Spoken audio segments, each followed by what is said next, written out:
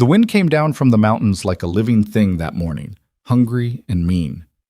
Silas Boone stood on the porch of his ranch house, coffee gone cold in his hand, watching the valley turn gray under the weight of incoming weather.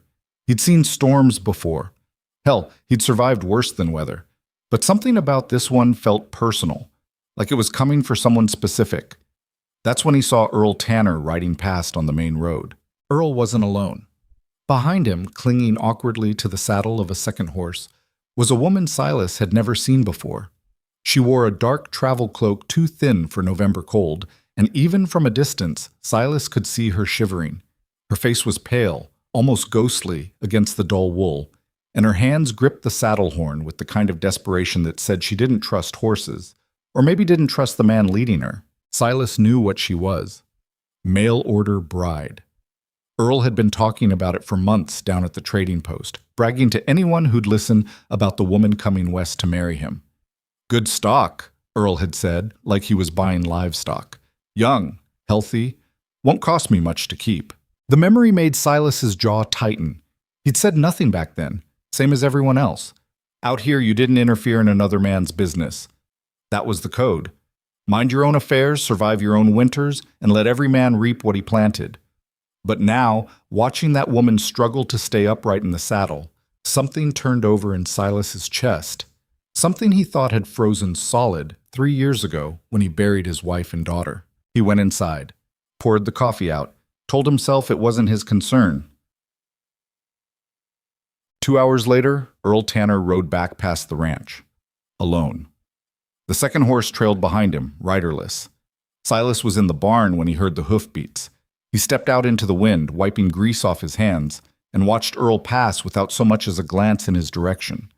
The man's face was set hard, angry, like he'd just finished an argument he hadn't won. The woman's cloak was still tied to the empty saddle. Silas stood there long after Earl disappeared down the valley road. The wind picked up, colder now, sharp enough to cut through wool and leather. Snow was starting to fall, just a few flakes at first, testing the air, but Silas knew what was coming. He'd lived here long enough to read the sky like a book. This wasn't going to be one of those soft snows that dusted the ground and melted by noon. This was going to be a killer. He thought about the woman. He thought about Earl riding back alone. He told himself again that it wasn't his business. But that night, when the blizzard hit with the force of a sledgehammer, Silas couldn't sleep. He lay in bed listening to the wind tear at the walls, watching shadows twist across the ceiling, and all he could see was that woman's face. Pale, frightened, shivering in a cloak that wouldn't keep a dog warm. Where had Earl left her? Why had he come back alone? The questions burned hotter than the stove in the corner. By the time dawn broke, gray and grudging, barely lighter than the night, Silas had made his decision. He saddled his best horse, a sturdy roan mare named Constance, who didn't spook easy, and rode out into the aftermath of the storm. The world had turned white overnight. Snow lay 3 feet deep in places, drifted higher where the wind had piled it against rocks and fence lines. The cold was so brutal it made his teeth ache, even with a scarf wrapped over his face. He knew where Earl had been heading. There was only one place on that road Earl might stop, the old railside shelter, half a mile past the fork. It had been abandoned for years, ever since the railway company shifted their line south. Nothing left there now but rotting wood and broken glass. And maybe a woman with nowhere else to go. The ride took longer than it should have. Constance struggled through drifts that came up to her chest, snorting clouds of steam into the frozen air. Silas's hands went numb inside his gloves. His face felt like stone. But he kept going, because the alternative, going home and pretending he hadn't seen anything, was worse than frostbite. When he finally reached the shelter, his heart dropped. The building was half buried in snow. One wall had collapsed entirely, and the roof sagged under the weight of ice. It looked like a carcass, something dead and picked clean. Silas dismounted, his boots punching through the snow crust, and waded toward the entrance. That's when he saw her. She was crumpled against the doorway, half inside and half out, like she'd tried to crawl to safety but didn't have the strength to finish. Snow had drifted over her legs and part of her back. Her hair, dark, maybe brown, hard to tell under the frost, spread across the ground like spilled ink. She wasn't moving. Christ, Silas breathed, and the word came out broken. He dropped to his knees beside her, his hands shaking as he brushed snow off her face. Her skin was gray-blue, cold as marble. For a terrible moment, he thought he was too late, that he'd ridden all this way just to find a corpse. Then her eyelids fluttered. "Don't," she whispered. The word was so faint he almost missed it. "Don't send me back." Her eyes opened just a crack, enough for him to see they were green. A startling, bright green, vivid even in the shadow of death. "I'm not sending you anywhere," Silas said roughly. "Except home. My home, you hear me?" She didn't answer. Her eyes slid shut again. Silas didn't waste time checking for injuries or asking questions. He scooped her up. She weighed almost nothing, just bones and cold skin wrapped in damp wool, and carried her to Constance. Getting her onto the horse took effort. She was limp as a rag doll, and the mare danced nervously at the smell of near death. But Silas managed, holding the woman in front of him with one arm while he gripped the reins with the other. The ride back was a nightmare. She barely breathed. Twice he thought she'd stopped altogether, and he had to press his fingers against her throat to feel the faint flutter of her pulse. The wind screamed around them, and the snow started falling again, thick and heavy. Silas couldn't feel his feet anymore, couldn't feel much of anything except the woman's weight against his chest and the stubborn, furious determination not to let her die. By the time they reached his ranch, the storm had swallowed the world whole.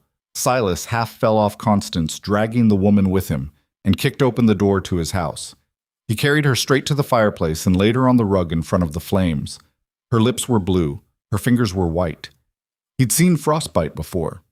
He knew what happened to people who froze too long. Moving fast, Silas stripped off her wet cloak and dress. He didn't let himself think about propriety, not when her life was hanging by a thread, and wrapped her in every blanket he owned. He built up the fire until it roared, heat rolling through the room in waves. Then he heated water and carefully, methodically, began warming her hands and feet with damp cloths. It took hours. Hours of waiting, watching, wondering if he'd been too late after all. But slowly, impossibly, color started creeping back into her face. Her breathing deepened, her fingers twitched. And finally, when the sun was setting behind the storm clouds and the house was warm as summer, her eyes opened. She stared at the ceiling for a long moment, confused, like she didn't know where she was or how she'd gotten there.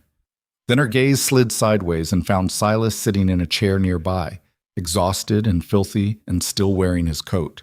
"You," she said. Her voice was hoarse, barely more than a rasp. "Me," Silas agreed. "You brought me here." "Didn't have much choice. You were about 2 minutes from dead." She closed her eyes, and for a second he thought she'd passed out again. But then she spoke, so quietly he had to lean forward to hear. "Why?" The question caught him off guard. Why? As if saving someone's life needed justification. "Because leaving you there would have been murder," he said finally. "And I'm not Earl Tanner." Her eyes snapped open at the name. Fear flashed across her face, sharp and raw. "He left me," she whispered. "He brought me all the way out here, and then he just left me." Silas's hands curled into fists. "I know. I told him I might not be able to have children. The doctors back east said it was unlikely. So I told him the truth before we married because I thought," her voice cracked, "I thought honesty mattered." "It does. Not to him." She turned her face away. "He called me useless, said he didn't need a wife he couldn't breed. He told me to get off the horse and wait at the shelter while he figured things out. I waited. The storm came. He never came back." Silas felt something hot and vicious rise in his throat. He'd known Earl was a bastard, but this was something else entirely. This was cruelty dressed up as practicality, evil masquerading as common sense. "What's your name?" he asked. She hesitated, like even that small piece of information was dangerous to give. "Mara," she said finally. "Mara Quinn." "I'm Silas Boone. And Mara Quinn, you're going to stay here until you're strong enough to decide what happens next. Understood?" She looked at him then, really looked, her green eyes searching his face for lies or traps or hidden intentions. Whatever she saw must have satisfied her, because she nodded. "Understood," she whispered. "Osht." The next 3 days passed in a blur of silence and careful routine. Mara slept most of the first day, waking only to drink broth and water before collapsing back into exhausted sleep. Silas didn't push. He'd seen enough trauma to know the body needed time to heal, and healing wasn't something you could rush. He kept himself busy with chores, feeding the horses, checking the cattle that huddled together against the wind, repairing a section of fence that had blown down in the storm. Physical work helped. It always had. When his hands were occupied, his mind couldn't wander into the dark places where his wife and daughter still waited, frozen in memory. But every few hours, he found himself glancing back at the house, checking the windows, making sure smoke still rose from the chimney, making sure Mara was still there. On the second day, she managed to sit up. Silas came inside to find her perched on the edge of the couch, wrapped in blankets, staring at the fire with an expression he couldn't read. "You should be resting," he said. "I've rested enough." She didn't look at him. "I need to leave soon." "Leave? You can barely stand." "Doesn't matter. I can't stay here. People will talk. Earl will come looking. I'll ruin you." Silas set down the bucket of water he'd been carrying and crossed his arms. "Let them talk. Let Earl come. And as for ruining me," he shook his head, "I've been ruined before. I survived." That got her attention. She turned to look at him, and for the first time since he'd pulled her out of the snow, there was curiosity in her eyes instead of fear. "What happened?" she asked. Silas didn't answer right away. He walked to the window and stared out at the white expanse of his land, the mountains rising like teeth in the distance. "My wife and daughter died 3 years ago," he said finally. "Fever. There was nothing I could do except watch them slip away. After that, I stopped caring much about what people said or thought. Stopped caring about most things, actually. But you cared enough to come looking for me." "Yeah." He didn't know how to explain it, didn't fully understand it himself. "I guess I did." Mara was quiet for a long moment. Then, softly, "Thank you." Silas nodded but didn't turn around. Gratitude made him uncomfortable. He hadn't saved her to be thanked. He'd saved her because leaving her to die would have made him the kind of man he refused to become. On the third day, Mara stood. Silas was outside chopping wood when he saw her through the window, gripping the back of a chair for support, testing her weight on legs that still shook. She took one step, then another. Fell. Got up, tried again. He watched her struggle, and something old and painful shifted in his chest. Stubborn, he thought. She's stubborn. He liked that.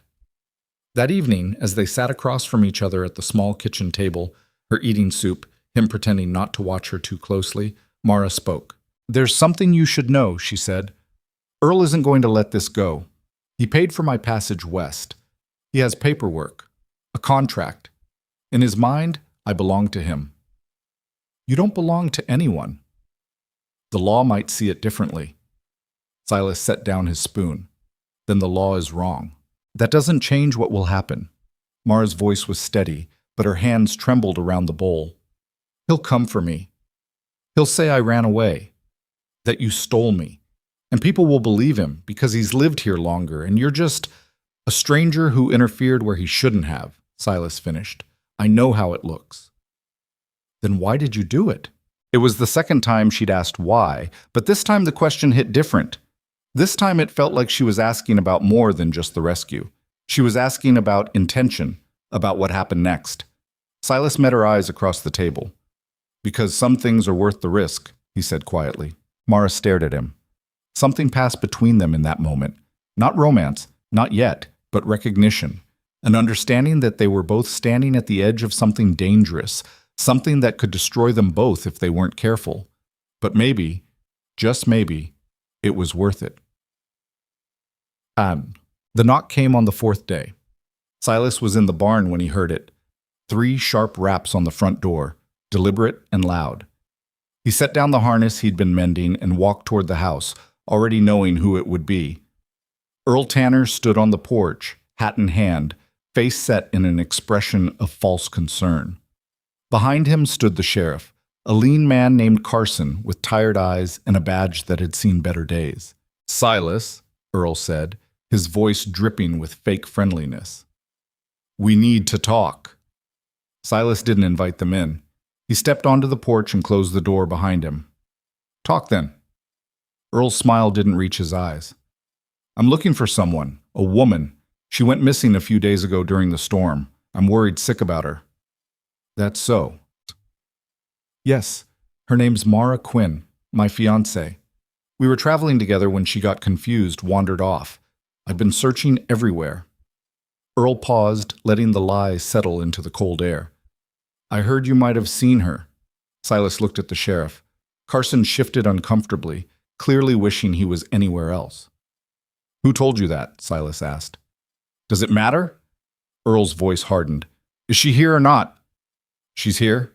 Earl's expression shifted, relief mixed with triumph. Thank heavens. I'll take her home right now if you don't mind bringing her out.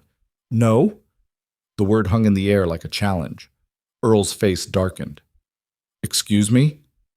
I said no. She's not leaving. She doesn't belong to you, Boone. She doesn't belong to you either. Earl took a step forward, but Carson put a hand on his arm. Easy, Earl. Let's keep this civil. Civil? Earl's voice rose. This man is harboring my fiancée against her will. I have a contract. You have a piece of paper that says she agreed to marry you, Silas interrupted. It doesn't say you own her, and it sure as hell doesn't give you the right to abandon her in a blizzard. Earl went very still. I don't know what lies she's told you. She didn't have to tell me anything. I saw you ride past my place with her, saw you ride back alone with an empty horse. I found her half dead at the rail shelter, buried in snow. Carson's eyes sharpened. That true, Earl? Of course not. She was confused, got off the horse on her own. I told her to wait, but when I came back, she was gone. I assumed she'd found shelter somewhere, or frozen to death, Silas finished, which she almost did. Earl's mask slipped. For just a second, Silas saw the truth beneath. Cold calculation, the face of a man who'd gambled on a woman dying quietly and lost. I want to see her, Earl demanded. I want to hear her say she's staying here willingly. No. You can't keep me from my own. She's not yours. Silas's voice cracked like a whip. She was never yours. You bought a train ticket and wrote up a contract, but that doesn't make her property. She's a person, Earl, and she's told me what you did. Carson cleared his throat. Silas, I need to talk to the lady myself, for the record. Silas hesitated. Then he nodded and opened the door. Mara stood just inside, wrapped in a shawl, her face pale but her eyes steady. Miss Quinn, Carson said gently, are you here of your own free will? Yes, Mara said. Her voice didn't waver. Did Mr. Boone force you to stay? No, he's saved my life. Earl stepped forward. Mara, sweetheart, you don't have to be afraid. Come with me and we'll work everything out. Don't call me that. Mara's voice cut through his words like ice.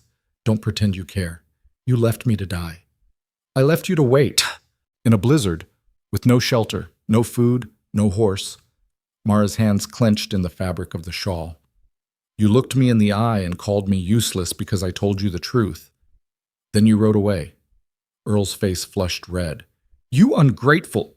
That's enough, Carson said sharply. He looked at Mara. Miss, do you want to press charges against Mr. Tanner?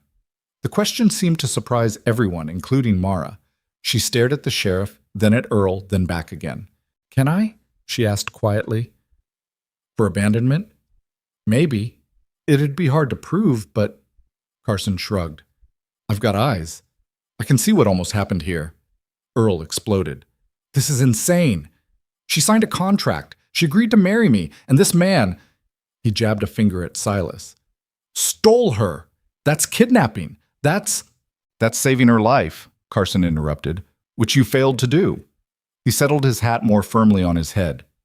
Here's how this is going to work, Earl. Miss Quinn stays where she wants to stay.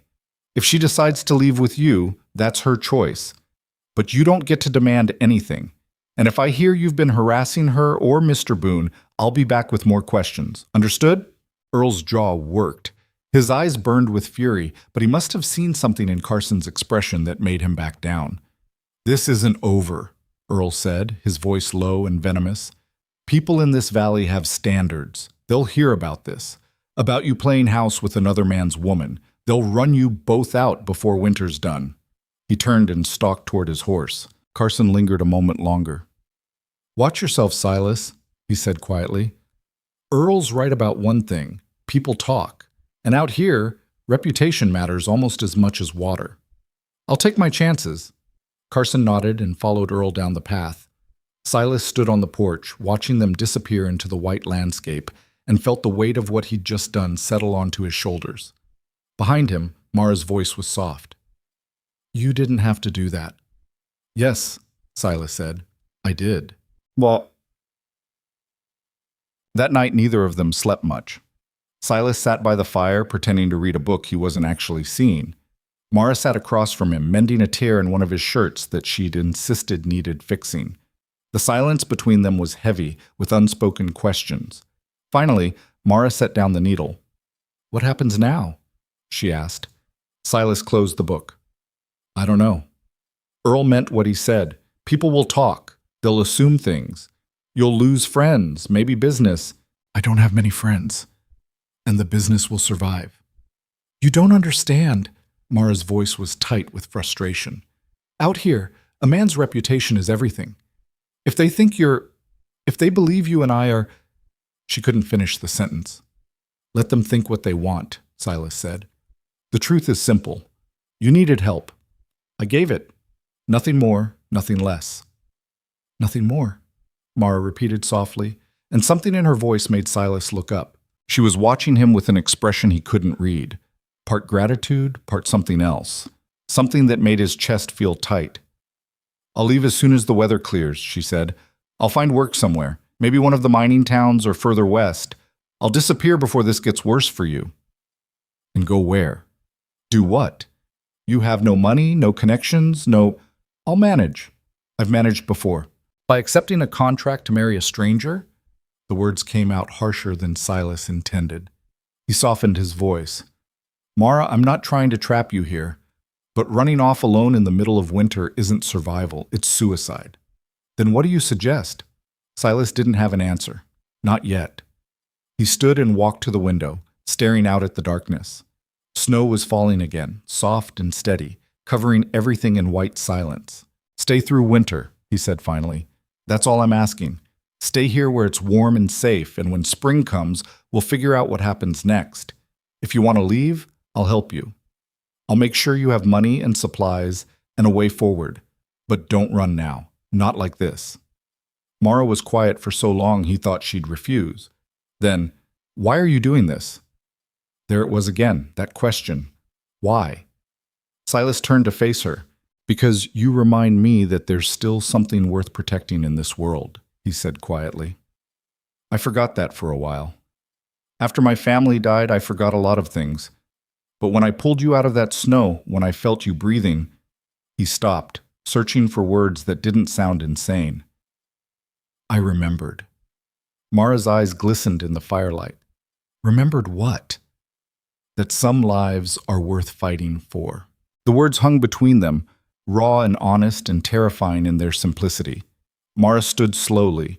She crossed the small space between them and stopped just close enough that Silas could smell the soap she'd used earlier, could see the way her hands twisted nervously in her skirt. I'll stay, she whispered. Through winter, and we'll see. Silas nodded, not trusting himself to speak. Outside, the storm continued. Inside, something new and fragile had taken root, something neither of them fully understood yet, but both recognized as important, something worth protecting. And somewhere out in the valley darkness, Earl Tanner sat in his cold house, planning revenge. Days turned into a week.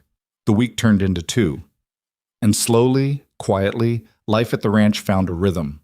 Mara proved stronger than she looked. The frostbite faded, leaving only faint marks on her fingertips. Her appetite returned. Color bloomed in her cheeks. And with health came restlessness, the need to be useful, to earn her keep. Silas tried to tell her she didn't owe him anything, but Mara was stubborn. She started small, cleaning the kitchen, organizing the shelves, mending clothes that had needed repair for months. Then she moved to bigger tasks. She learned to feed the chickens without getting pecked. She figured out which horses liked carrots and which preferred apples. She even convinced Silas's most temperamental mare, a black beast named Delilah, who bit everyone, to accept treats from her hand. How did you do that? Silas asked, genuinely amazed, watching Delilah nuzzle Mara's palm. I talked to her. Mara said simply. She's not mean. She's scared. Someone hurt her once, so she hurts back first. Silas thought about that for a long time. Meanwhile, the valley began to talk. It started as whispers at the trading post, a question here, a rumor there. Where was Earl's bride? Why was Silas Boone suddenly buying twice as much flour? Had anyone seen a woman at his ranch? The whispers grew louder. By the end of January, it was common knowledge. Silas Boone was living with Earl Tanner's intended, and nobody knew what to make of it. Some folks sided with Earl, said Silas had no right, that a contract was a contract, that respectable men didn't harbor other men's women. Others stayed quiet, remembering Earl's temper and deciding silence was safer than opinion. But a few, just a handful, wondered out loud what kind of man left a woman to freeze. The first confrontation happened at the feed store. Silas was loading supplies onto his wagon when 3 men approached. He recognized them. Tom Ridley, a farmer who owed Earl money. Jack Prentice, Earl's cousin. And a younger man named Danny, whose last name Silas didn't know. "Boone," Tom said. "We need to have a word." Silas kept loading sacks. "I'm busy. Won't take long, just want to know your intentions with Miss Quinn. That's between me and her." Jack stepped forward. "The hell it is. You're making all of us look bad, playing house with another man's woman. Decent folks don't operate that way." Silas straightened and turned to face them. "Decent folks don't leave women to die in blizzards either, but here we are. Earl says she ran off. Earl's a liar." The words dropped like stones. Jack's face went red. "You calling my cousin a liar to my face?" "I'm calling him exactly what he is." Silas's voice was calm, but there was steel underneath. "He abandoned her. I found her. That's the truth. If you've got a problem with it, take it up with Sheriff Carson." "Maybe we'll take it up with you instead," Danny said, his hand drifting toward his belt. Silas didn't move, didn't blink. "Go ahead," he said quietly. "See how that works out." The 3 men hesitated. Silas had a reputation, not for violence exactly, but for competence. He'd been a soldier before he became a rancher, and it showed in the way he carried himself. Nobody who knew him wanted to test that particular theory.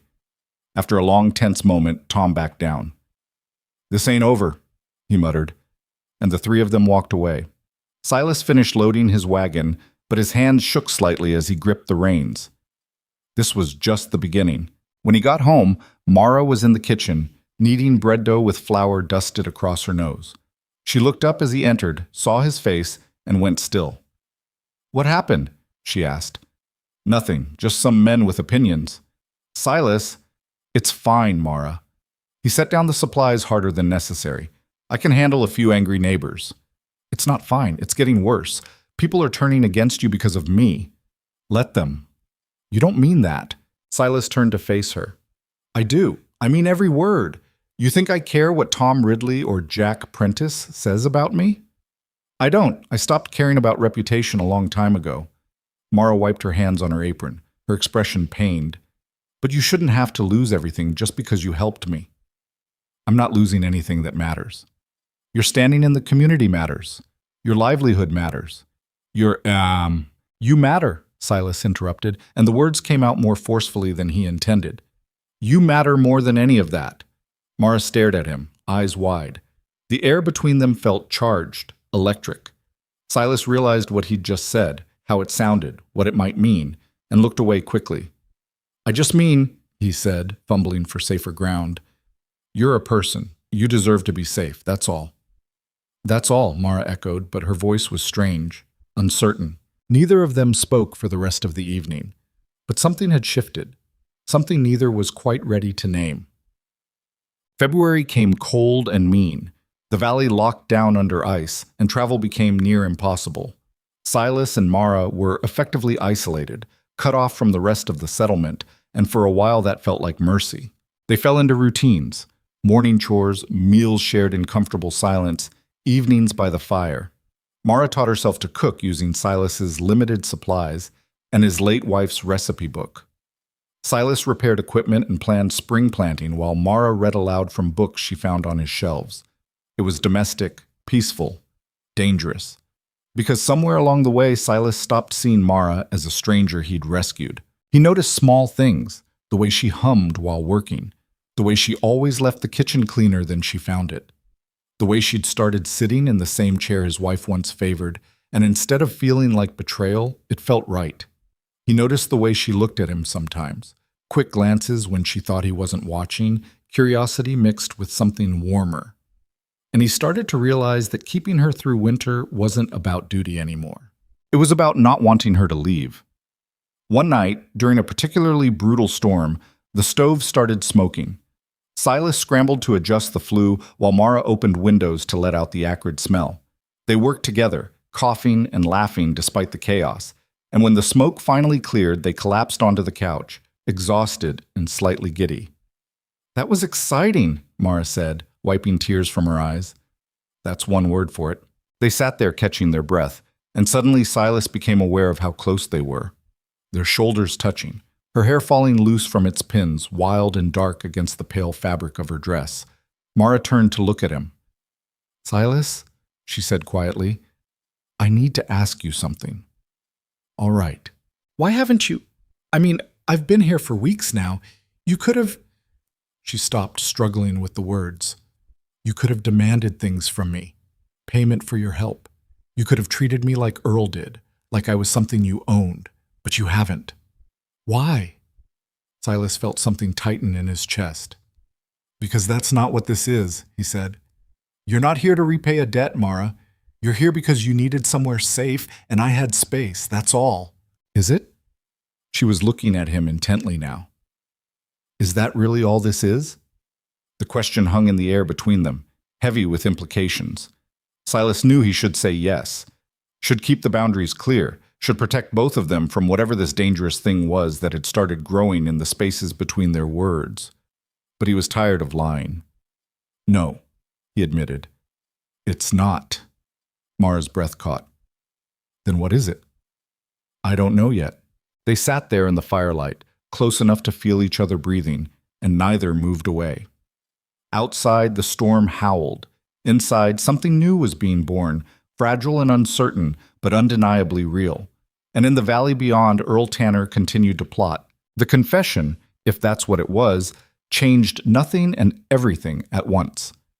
Silas and Mara went back to their routines the next morning, but the air between them felt different, charged, like the moment before lightning strikes when the whole world holds its breath. They were careful around each other now, overly polite, as if acknowledging the truth out loud had made them both suddenly afraid of what it meant. Mara threw herself into work with an intensity that bordered on frantic. She scrubbed floors that didn't need scrubbing, reorganized shelves that were already organized, and spent hours in the barn brushing horses until their coats gleamed. Silas watched her from a distance and understood what she was doing. She was trying to outrun the feeling. He recognized the tactic because he'd used it himself for 3 years after Sarah and Emma died. It didn't work then. It wouldn't work now. But he let her try. The first crack in their carefully maintained distance came on a gray afternoon in early March when Silas found Mara standing in the doorway of the small bedroom that had once belonged to his daughter. She had a dust cloth in one hand and tears running silently down her face. "I'm sorry," she said when she noticed him. "I didn't mean to. I was just cleaning and I saw the toys and I—" "It's all right." Silas's voice came out rough. He hadn't been in that room since the funeral. "She was young," Mara said, looking at the small wooden horse on the shelf, the rag doll sitting in a tiny chair. "Your daughter?" "5. Emma was 5. "And your wife?" "Sarah." The name felt strange on his tongue. He hadn't said it out loud in months. "She was 32 when the fever took her. Took them both, 3 days apart." Mara turned to face him fully. "I shouldn't have asked. It's none of my business. You live here now. It's your business too." Something flickered across her face at that. Surprise, maybe, or something softer. "I'm not trying to replace them. I know that. But I feel like I'm intruding on something sacred." Silas stepped into the room for the first time in 3 years. Dust motes danced in the weak sunlight filtering through the window. Emma's toys sat exactly where she'd left them, frozen in time, waiting for a little girl who would never come back to play. "Sarah would have liked you," he said quietly. "She had a thing about strays, always bringing home injured birds, abandoned kittens, Anything that needed help. Drove me crazy sometimes, all those creatures to care for. He picked up the wooden horse, felt the smooth grain under his fingers. But she was right more often than not. Things deserve a chance. People deserve a chance. Is that what I am? Mara asked. A stray? No. You're someone who got dealt a bad hand and refused to fold. Mara was quiet for a long moment. Then, what happened to all the animals? The ones she saved? Most of them healed and moved on. A few stayed. There's a three-legged cat that still lives in the barn. She won't let anyone touch her except... He stopped, swallowed hard. Except Emma. I've seen her, the orange one. That's her, Rusty. She let me pet her yesterday. Silas looked at Mara in surprise. She did? Just for a second. Then she ran off, but she didn't hiss. Something about that felt important, though Silas couldn't say why. He set the horse back on the shelf carefully. You don't have to clean in here if it's too hard, Mara said. I can do it. No, I need to. He looked around the small room at the pieces of a life that had ended too soon. I've been treating this place like a shrine. That's not what Sarah would have wanted. What would she have wanted? For me to keep living. The words hung in the air between them, honest and raw and terrifying in their simplicity. Mara reached out and touched his arm, just briefly, and the gesture said more than any words could. Then she left him alone with his ghosts, and Silas stood there in the fading light, feeling something inside him start to thaw. The peace didn't last long. 3 days later, Silas rode into the settlement for supplies. The winter had been hard on his stores, and spring was still weeks away. He needed flour, salt, coffee, and ammunition for the rifle. Basic necessities. He'd made the trip alone, leaving Mara at the ranch with strict instructions to keep the doors locked and not answer for anyone. She'd protested, said she could handle herself, but the look in Silas's eyes stopped her arguments cold. Earl hadn't shown his face in weeks, and that silence worried Silas more than threats would have. The settlement was small, barely more than a dozen buildings clustered around a dirt crossroads, but it served the scattered ranches and farms for 30 miles in every direction. The trading post anchored one corner, the sheriff's office another.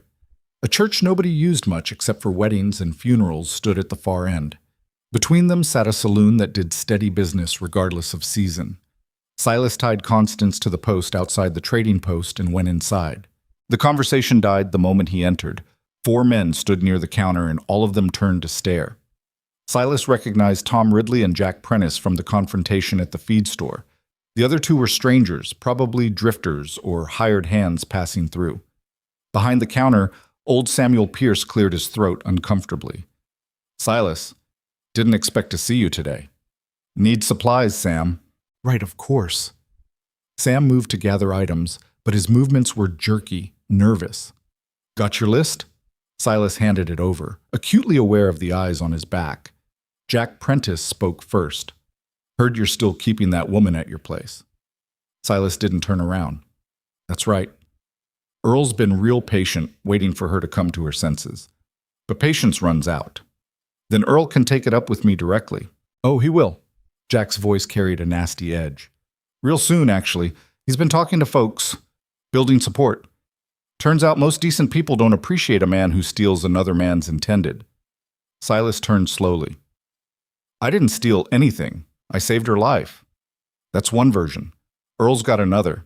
Says she seduced you, played on your loneliness. Says you conspired together to humiliate him. That's horseshit and you know it. Jack shrugged. Maybe. But it makes a better story than poor Earl got outsmarted by a woman. People like simple stories, Boone. Hero, villain, damsel in distress. Right now you're looking like the villain. And Earl's the hero? The man who left her to freeze? The man who says she ran off on her own. Who's to say different? Just you and her, and you've got reasons to lie. Tom Ridley stepped forward. Look, Silas, nobody wants trouble. If you just let Earl talk to her, work things out proper, she doesn't want to talk to him. How do you know? Maybe she's too scared to say different with you hovering over her. Silas felt his temper rising, hot and dangerous. I'm not hovering, I'm protecting. There's a difference. Is there? Jack asked. From where we're standing, looks like you've got yourself a captive, not a guest. That's a lie. Then bring her to town. Let her speak for herself in front of everyone. If she says she wants to stay with you free and clear, then maybe folks will back off. It was a trap. Silas could see it plainly. They wanted Mara exposed, vulnerable, where Earl could get to her or pressure her or simply outlast her nerve. And if she showed any hesitation, any fear, they'd use it as proof that Silas was controlling her. No, he said flatly. Why not? What are you afraid of? I'm not afraid of anything, but I'm not putting her on trial for the crime of surviving. Sam finished gathering the supplies and set them on the counter with more force than necessary. That'll be $8. Silas paid in silence, feeling the weight of hostile stares pressing against his back. As he loaded the goods onto Constance, Tom followed him outside. Silas, listen, I don't have any particular love for Earl, but this situation is making people uncomfortable. The way you're living, unmarried, unchaperoned, it's not proper. It reflects badly on all of us. Then don't look. It's not that simple. We have standards out here, thin as they are. If we let those standards slip— Standards, Silas interrupted, his voice hard as iron. You want to talk about standards? Where were your standards when Earl brought a woman west under false pretenses? Where were they when he abandoned her in a storm? Where were they when she almost died? Tom had the grace to look uncomfortable. I'm not saying Earl acted right. No, you're just saying I should send her back to him anyway. That's what this is about, isn't it? Keeping the peace. Making sure nobody rocks the boat too hard. Keeping the peace matters, Silas. You of all people should understand that. You fought in the war. You know what happens when order breaks down. Silas swung up onto Constance and looked down at Tom. I also know what happens when good men do nothing while bad men hurt the innocent. I saw plenty of that too. He rode away before Tom could respond, but he felt the man's eyes on him all the way out of the settlement. The encounter left him shaken. Not because of the threats. He'd expected those. But because of what lay underneath. These weren't evil men. Tom Ridley was a decent farmer who'd helped Silas mend fences once. Sam Pierce had extended credit when times were tight. Even Jack Prentice, for all his bluster, was just a man loyal to family. But that decency had limits, and those limits stopped at inconvenience. They'd rather send Mara back to Earl, back to cruelty, maybe even death, than deal with the discomfort of taking a stand. That realization felt worse than outright hostility. When Silas got home, Mara was in the kitchen stirring something that smelled like stew. She looked up as he entered, saw his face, and set down the spoon. What happened? Silas told her. All of it. The stares, the accusations, Jack's challenge to bring her to town. He didn't soften any of it or try to make it sound better than it was. When he finished, Mara was quiet for a long time. They want me to testify, she said finally. To prove I'm here willingly. It's a trap. They'll twist whatever you say. Maybe. But maybe it's also the only way to stop this. Mara looked at him steadily. If I don't go, they'll assume you're hiding something, keeping me prisoner. The rumors will just get worse. I don't care about rumors. But I do. Her voice was firm. I won't let you be destroyed because of me, Silas. If standing up in front of the whole town is what it takes to clear your name, it won't clear anything. It'll just give Earl another chance to manipulate you. I'm stronger than you think. I know how strong you are. That's not the point. The point is they've already made up their minds. They want a story that makes sense to them, and woman chooses strange rancher over established neighbor doesn't fit their narrative. Mara crossed her arms. So what do? Hide here forever? Wait for them to come with torches? We wait for spring. Then you leave with enough money to start over somewhere safe. Somewhere Earl can't reach. Running away? Surviving? There's a difference. Mara echoed his own words from weeks earlier, but this time they sounded bitter. Silas didn't have an answer for that. They ate dinner in tense silence, both lost in their own thoughts. Afterward, Mara retreated to her room early, and Silas sat by the fire staring into the flames until they burned down to embers. He was so focused on the problem that he almost missed the sound. A horse. Outside. Moving slowly, carefully. Silas was on his feet instantly, rifle in hand. He moved to the window and peered out into the darkness. A figure on horseback sat just beyond the fence line, barely visible in the weak moonlight. Watching. Silas's heart tightened on the rifle. He couldn't see the rider's face, but he didn't need to. He knew. Earl. For 10 long minutes, neither moved. The rider sat motionless, a dark shape against darker night, and Silas stood at the window with his finger on the trigger, waiting. Finally, the rider turned and melted back into the darkness. Silas stayed at the window for another hour, watching, but Earl didn't return. The message was clear enough. I know where you are. I know she's here, and I'm not done. Silas didn't tell Mara about the midnight visitor. She had enough to worry about without adding fear of Earl lurking in the darkness. But he slept lighter after that, and he started carrying the rifle everywhere, even just walking to the barn. The next few days passed without incident, but the tension didn't ease. If anything, it wound tighter, like a spring being compressed past its breaking point. Then Sheriff Carson came calling. He rode up at midday, alone, his expression weary. Silas met him at the door. Carson. Silas, we need to talk. About? You know about what? Carson dismounted and tied his horse. Can we do this inside? It's cold as hell out here. Silas hesitated, then stepped aside. Mara appeared from the kitchen, wiping her hands on a towel. She saw Carson and went very still. Miss Quinn, Carson said politely, removing his hat. Good to see you looking well. Sheriff? Mind if I ask you a few questions? That depends on the questions. Carson almost smiled. Fair enough. I'll be direct then. Are you being held here against your will? No. Has Mr. Boone threatened you or coerced you in any way? No. Do you wish to return to Mr. Tanner? Absolutely not. Carson nodded slowly. That's what I figured. But I had to ask, you understand. People are talking, and when people talk loud enough, I have to investigate. Investigate what? Mara's voice had an edge now. I'm a grown woman making my own choices. I agree with you, Miss Quinn. Problem is, Earl Tanner has filed a formal complaint. Says you're being held unlawfully. Says Silas is preventing you from fulfilling a legal contract. The contract was for marriage, Mara said, not slavery. And last I checked, I'm allowed to change my mind about who I marry. You are. But Earl claims you took his money, passage west, plus an advance on household expenses. Says that makes it theft if you don't honor the agreement. Silas stepped forward. That's garbage, Carson, and you know it. What I know doesn't matter if it goes to a judge, and Earl's pushing for exactly that. Carson looked genuinely apologetic.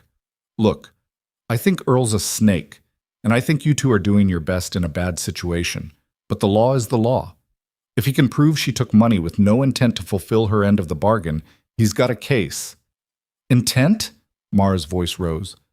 I intended to marry him until he abandoned me in a blizzard. Can you prove that's what happened? Silas found me half dead at the rail shelter, which Earl says you went to on your own. His word against yours, and he's lived here 10 years. You've been here 2 months. The unfairness of it hit like a physical blow. Silas saw Mara's face go pale, saw her hands clench into fists. So what happens now? Silas asked quietly. Carson sighed. Earl wants a public hearing, town meeting style. Wants to settle this in front of everyone so there's no question about who's in the right. A trial. Not officially, just a chance for both sides to speak their piece. Then folks can decide who they believe. And if they decide wrong, then I'll have to enforce whatever judgment comes down. Carson looked miserable. I don't like this any more than you do, Silas, but if we don't do this proper, Earl can go to the territorial marshal, and if that happens, you'll both end up in real court, with real consequences. Mara spoke before Silas could. When? Earl's calling for Sunday after services, 4 days from now. I'll be there. Mara, Silas started, but she cut him off.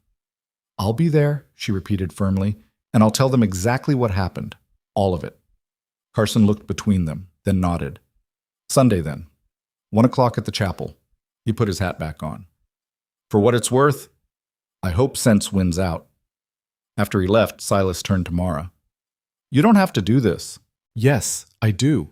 We can't keep hiding, and I won't let Earl win by default. This isn't about winning or losing. Yes, it is. Mara's eyes flashed. He tried to kill me, Silas. Maybe not with his own hands, but he left me to die. And now he wants to pretend he's the victim? To paint me as some kind of thief or seductress? She shook her head.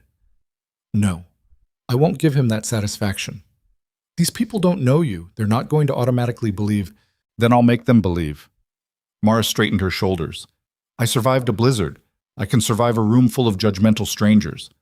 Silas wanted to argue, wanted to find some way to protect her from what was coming, but he saw the determination in her eyes and knew there was no stopping her. She'd made her choice. All he could do was stand beside her when she faced the consequences. The 4 days before the hearing passed in a blur of preparation and mounting dread. Mara rehearsed her story obsessively, practicing in front of Silas until she could recite every detail without hesitation. Silas tried to prepare her for the hostility she'd face, the questions designed to trap her, the way Earl would twist every word to his advantage.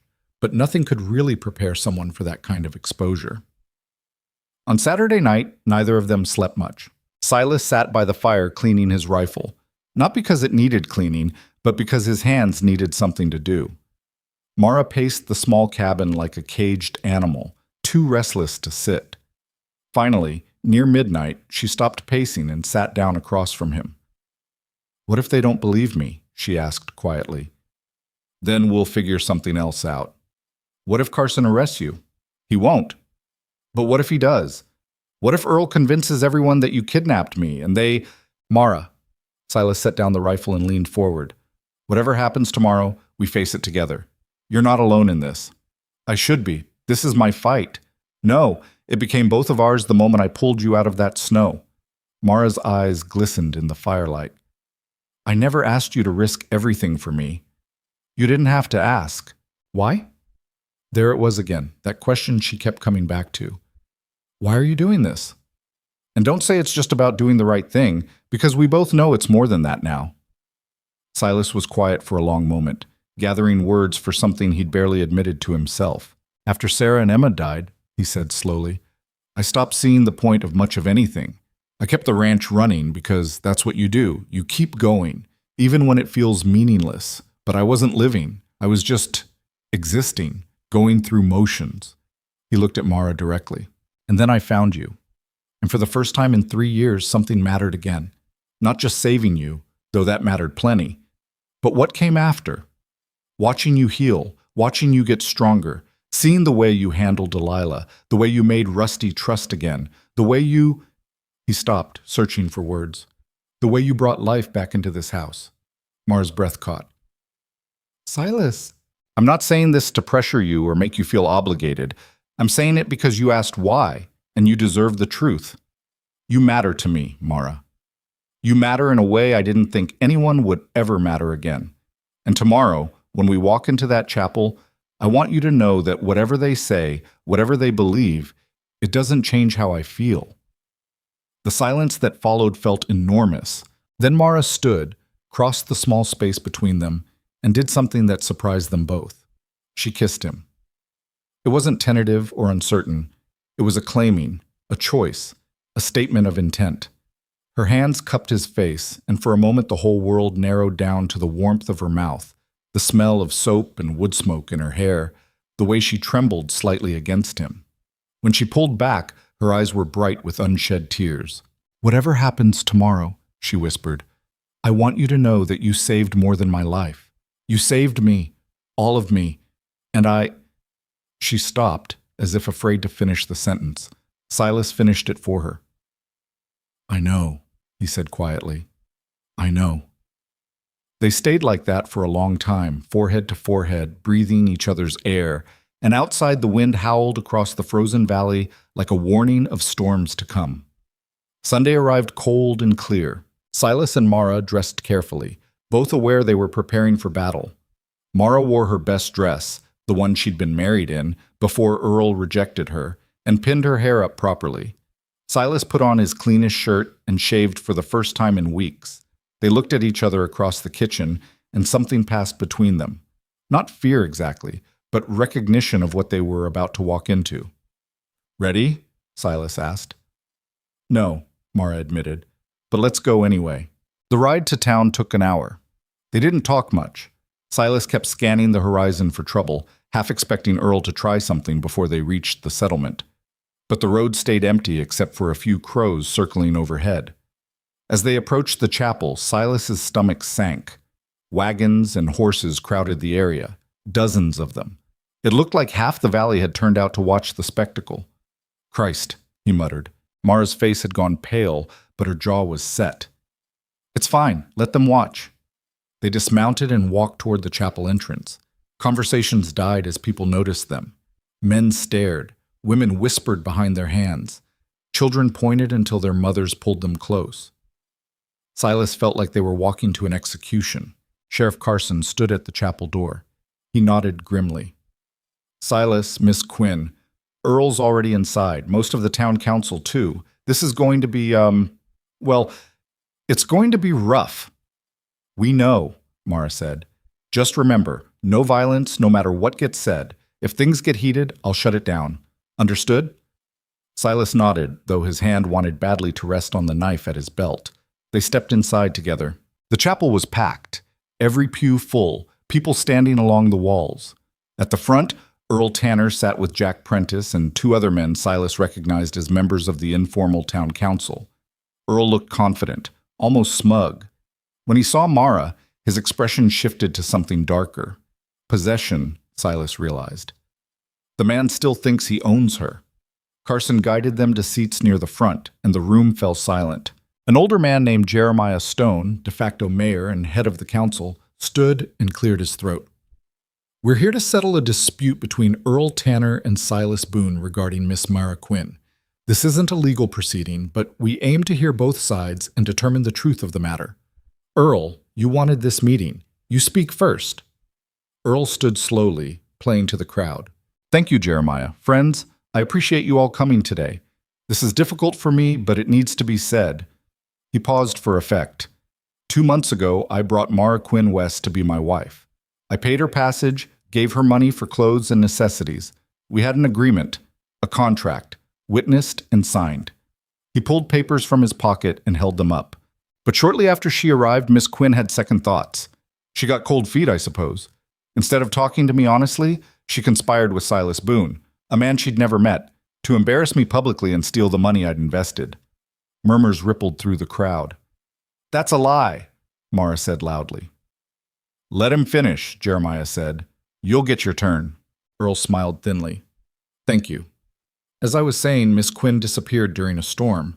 I searched for her, naturally, worried sick, but she'd gone to Silas's ranch and convinced him I'd abandoned her, which I never did.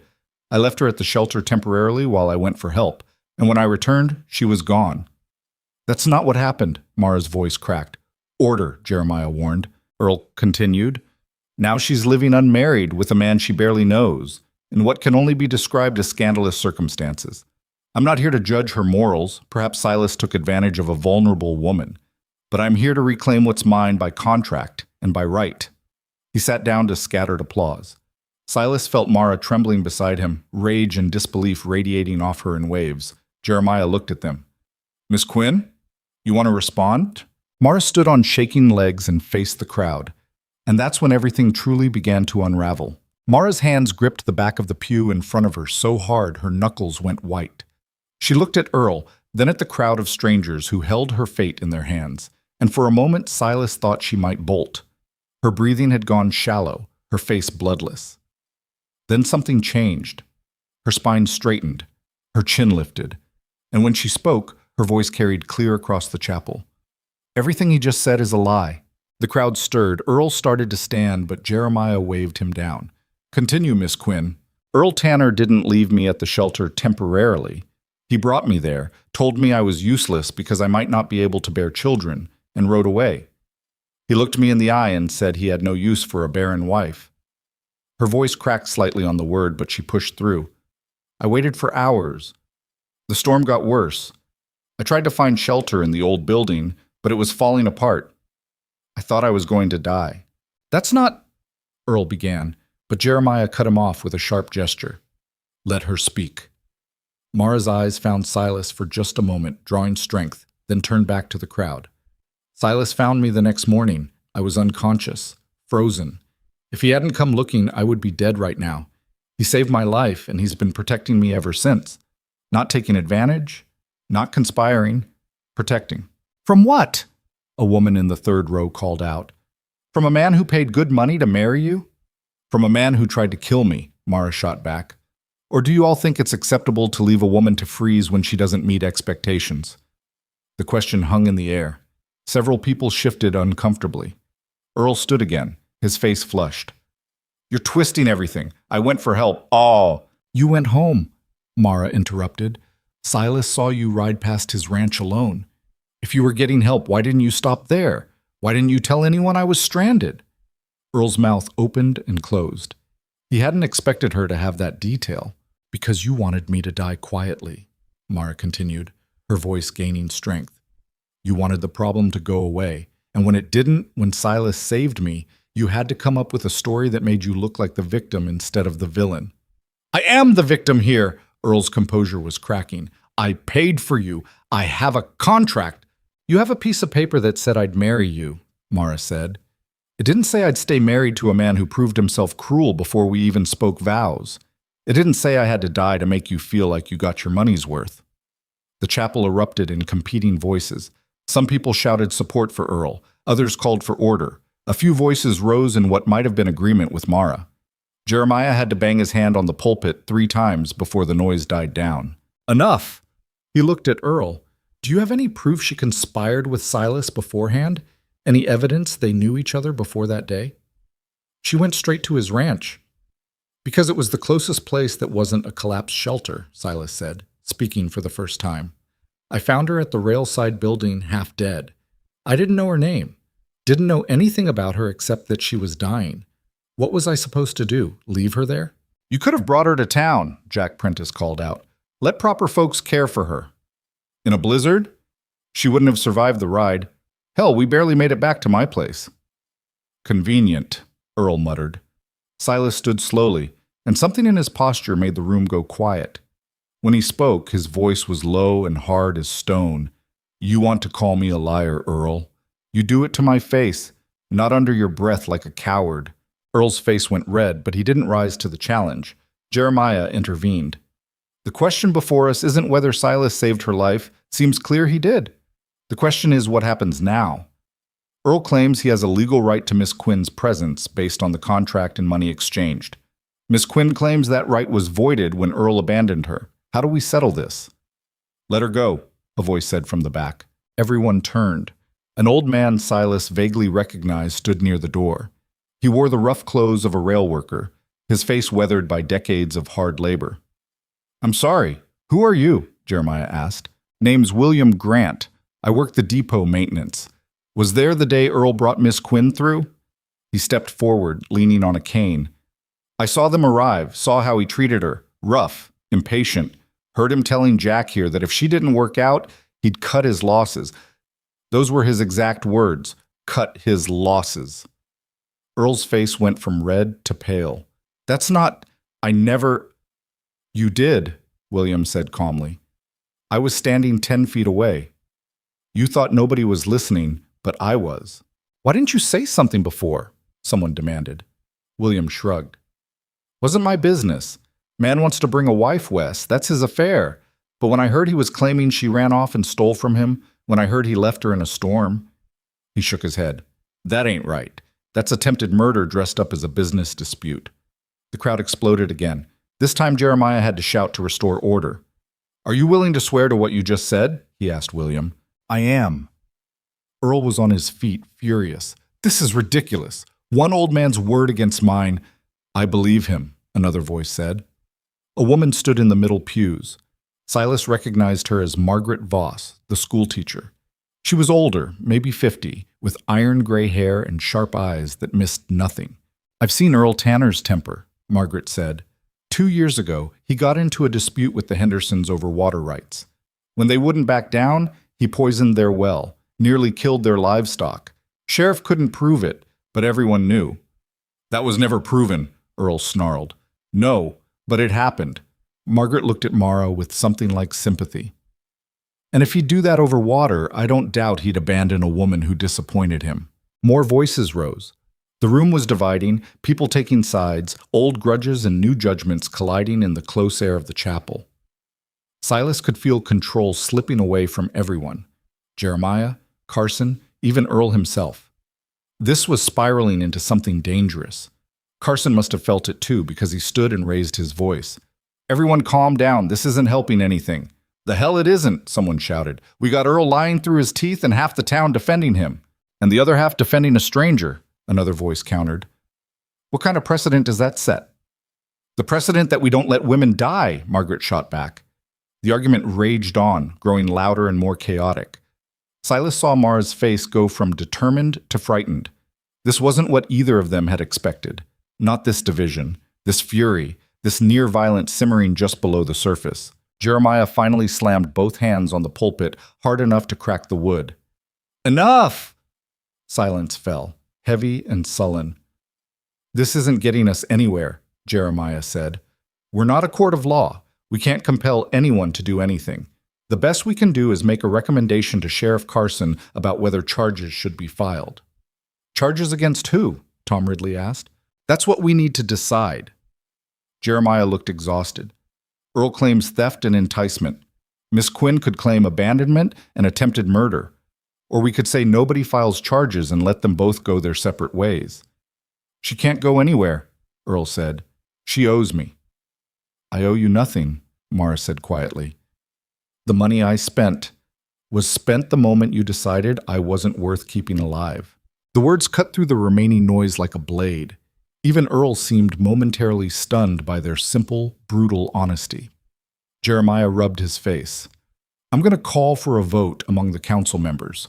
We'll hear their recommendation, and then Sheriff Carson will decide if there's enough evidence to pursue charges. That's not, Earl started, but Jack put a hand on his arm. The 4 council members, Jeremiah, Tom Ridley, Samuel Pierce, and a rancher named Dutch Kowalski, huddled together at the front. Their conversation was low and intense. Silas watched their faces, trying to read which way it would go. After 5 minutes that felt like hours, they broke apart. Jeremiah faced the crowd. We've reached a decision. By a vote of 3-1, we recommend that no charges be filed against either party.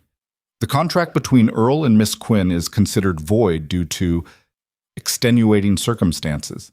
Miss Quinn is free to make her own choices about where she lives and who she lives with. And Earl, Jeremiah paused. Earl, you need to let this go. No. Earl's voice was flat. No, I will not accept. You don't have a choice, Carson said. He'd moved to stand beside Earl, one hand resting casually on his belt near his gun.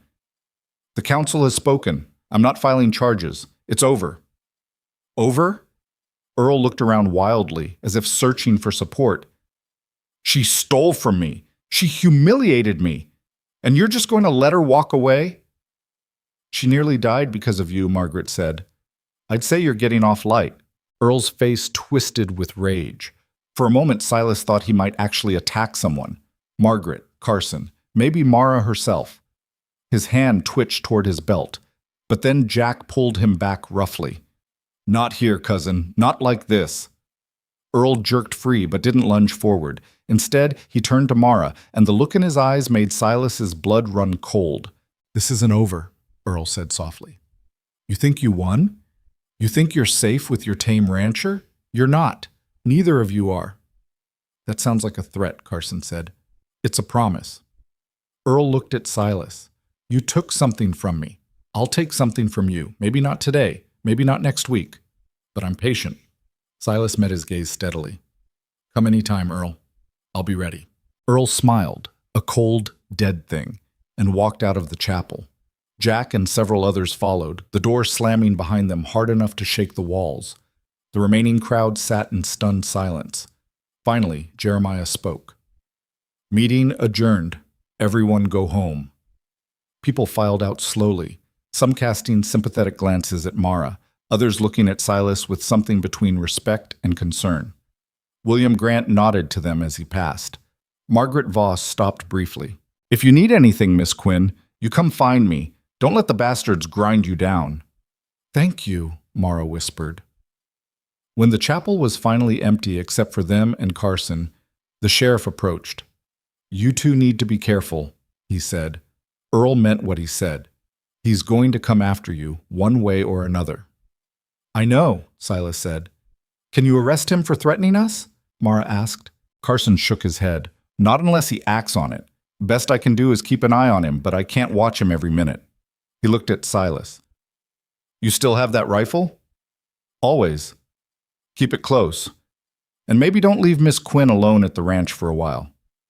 I won't. Carson nodded and left them standing in the empty chapel, the afternoon sun slanting through dirty windows to paint strange shadows across the floor. Mara's legs suddenly gave out. Silas caught her before she hit the ground and guided her to a pew. She sat heavily, her whole body shaking. "It's over," she said, but her voice held no relief. "Why doesn't it feel over?" "Because it's not," Silas said honestly. "Earl's not going to let this go. We bought time, that's all." Time for what? To figure out what comes next. Mara looked at him, and her eyes were full of exhaustion and fear and something else, something that looked almost like despair. "What if there is no next?" she asked.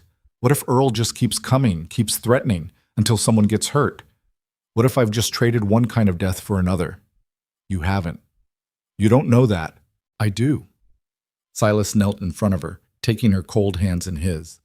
"Because I'm not going to let anything happen to you. Neither is Carson. Neither are Margaret or William or the others who stood up today.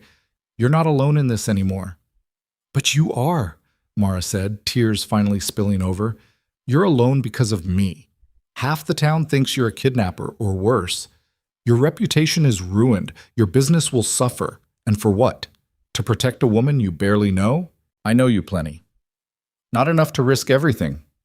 Silas was quiet for a moment, choosing his words carefully. "When Sarah died, I thought my life was over. Not literally. I kept breathing, kept working. But the part of me that cared about anything beyond simple survival, that part died with her and Emma. For 3 years, I walked around like a ghost, and I didn't even realize it." He squeezed her hands gently.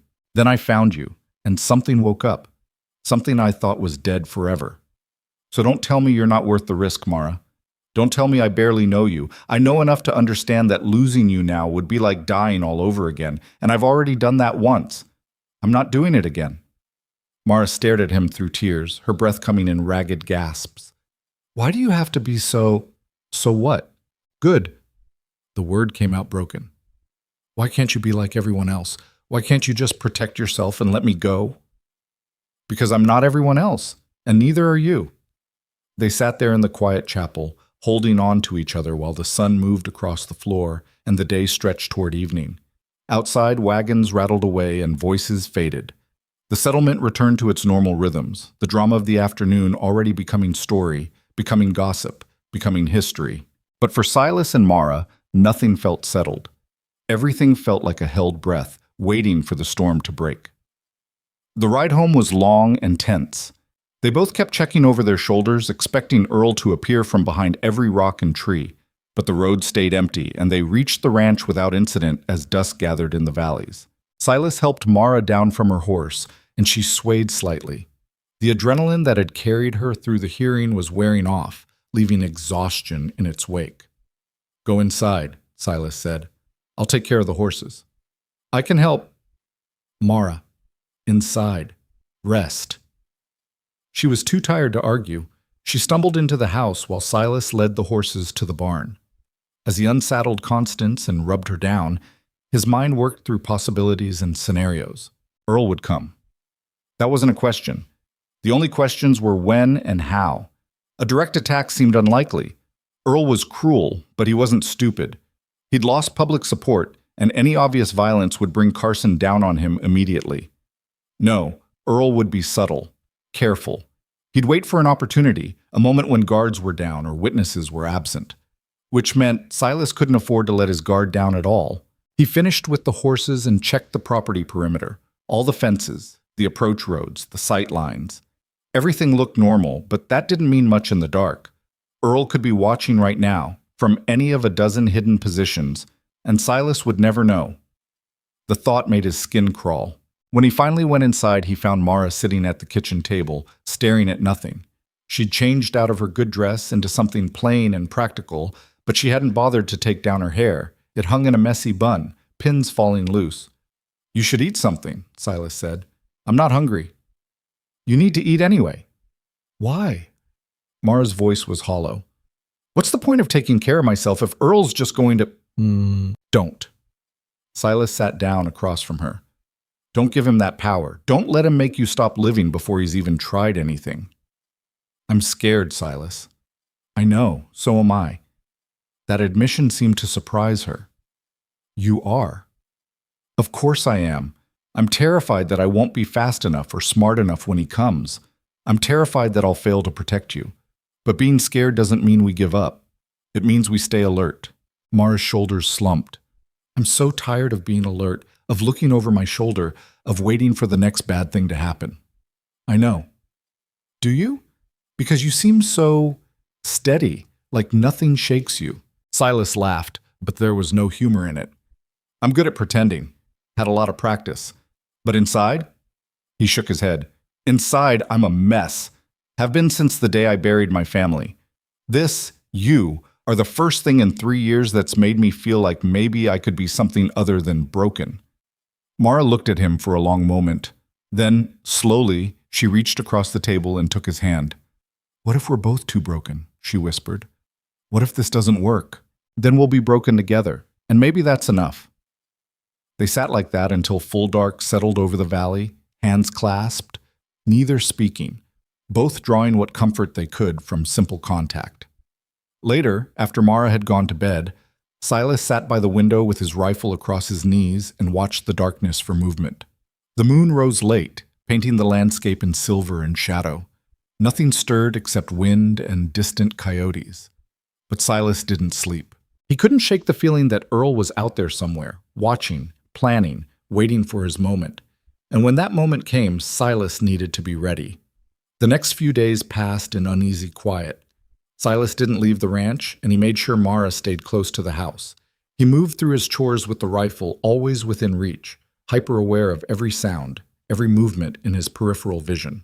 Mara tried to maintain normalcy. She cooked, cleaned, tended the animals. But the lightness that had been slowly growing between them over the past weeks had vanished. They moved around each other carefully, speaking in short sentences, as if afraid that too many words might shatter whatever fragile thing they were trying to protect. On the third day after the hearing, Sheriff Carson rode out to check on them. Any trouble? He asked. Not yet, Silas said, but I can feel it coming. Carson nodded. I've been keeping an eye on Earl. He's been real quiet, too quiet. He's up to something, but I can't figure out what. Maybe he's just accepted defeat. You believe that? No. Neither do I. Carson shifted in his saddle. There's something else you should know. Tom Ridley came to see me yesterday. Said Earl's been talking to people, spreading rumors, saying Miss Quinn bewitched you somehow. That she's the one calling the shots, using you. Silas felt anger flare hot in his chest. That's horse shit. I know, but some folks are listening. Earl's good at planting seeds of doubt. Carson looked uncomfortable. There's also talk that you two are living in sin, that it's inappropriate unmarried folks under one roof. We have separate rooms. Doesn't matter to some people. They see what they want to see. Mara appeared in the doorway, having heard the conversation. What do they want us to do? Get married to satisfy their sense of propriety? The question hung in the air, and Silas felt something shift in his chest. Marriage. The word echoed strangely, simultaneously absurd and entirely logical. Carson cleared his throat. I'm not saying what you should or shouldn't do, just passing along what I'm hearing. You two need to make your own decisions. He tipped his hat. I'll keep patrolling past here when I can, but watch yourselves. After he left, Mara and Silas stood on the porch, neither looking at each other. Finally, Mara spoke. He's right about the gossip. It's not going to stop. I don't care about gossip, but I do. I don't want people thinking you're taking advantage, that I'm some kind of kept woman. You're not. I know that, you know that. But perception matters out here, and right now the perception is that I'm either your mistress or your victim. Neither of those makes your life easier. Silas turned to face her. What are you saying? Mara took a breath. I'm saying maybe I should leave, really leave this time. Go somewhere Earl can't find me, somewhere far enough away that the gossip dies down and you can rebuild your reputation. No. Silas, no, he repeated more forcefully. We've been through this. Running doesn't solve anything. It just means Earl wins by default. But staying might get you killed. Or it might not.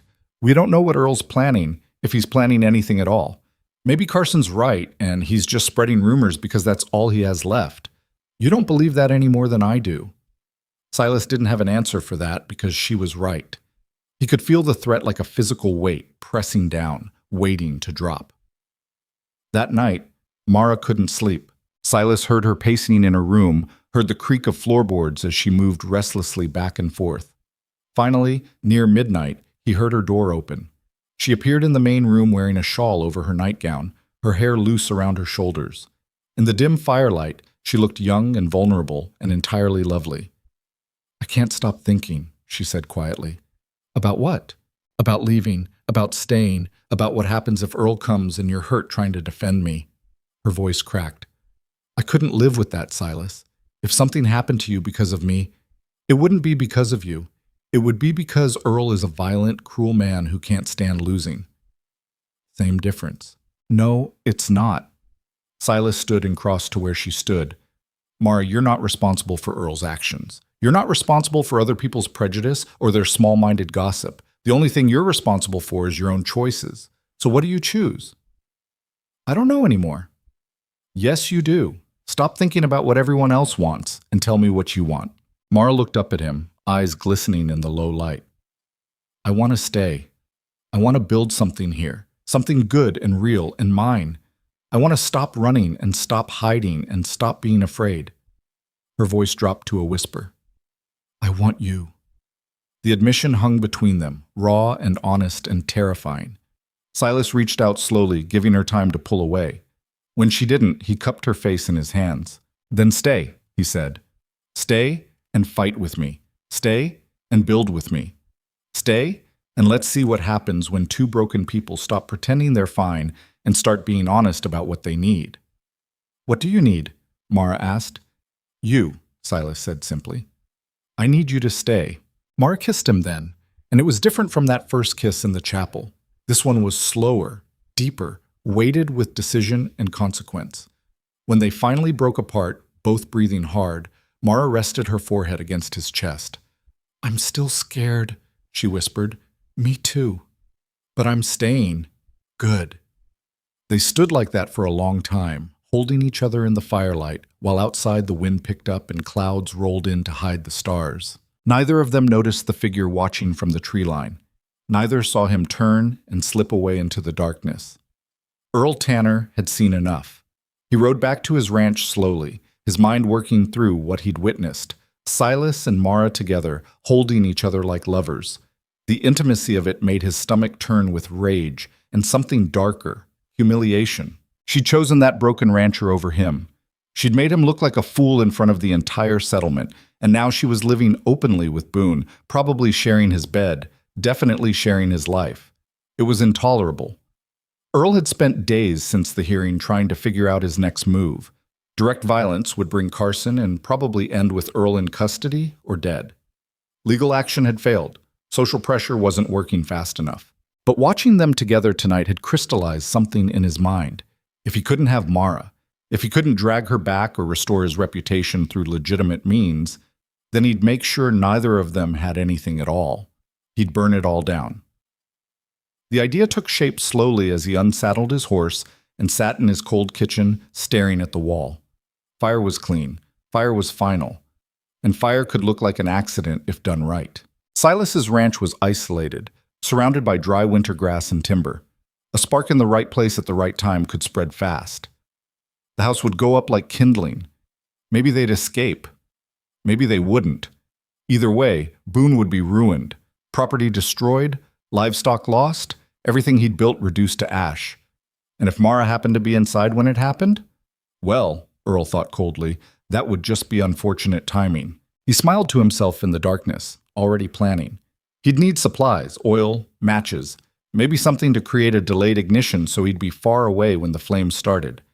He'd need to watch the weather, wait for a dry night with wind to help spread the fire. And he'd need to be smart about it, leave no evidence, nothing that could tie him to the scene. It would take time to set up properly. But Earl had patience now. He'd wait for the perfect moment.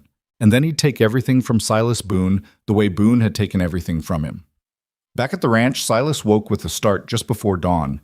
He'd dozed off in the chair by the window, the rifle still across his lap.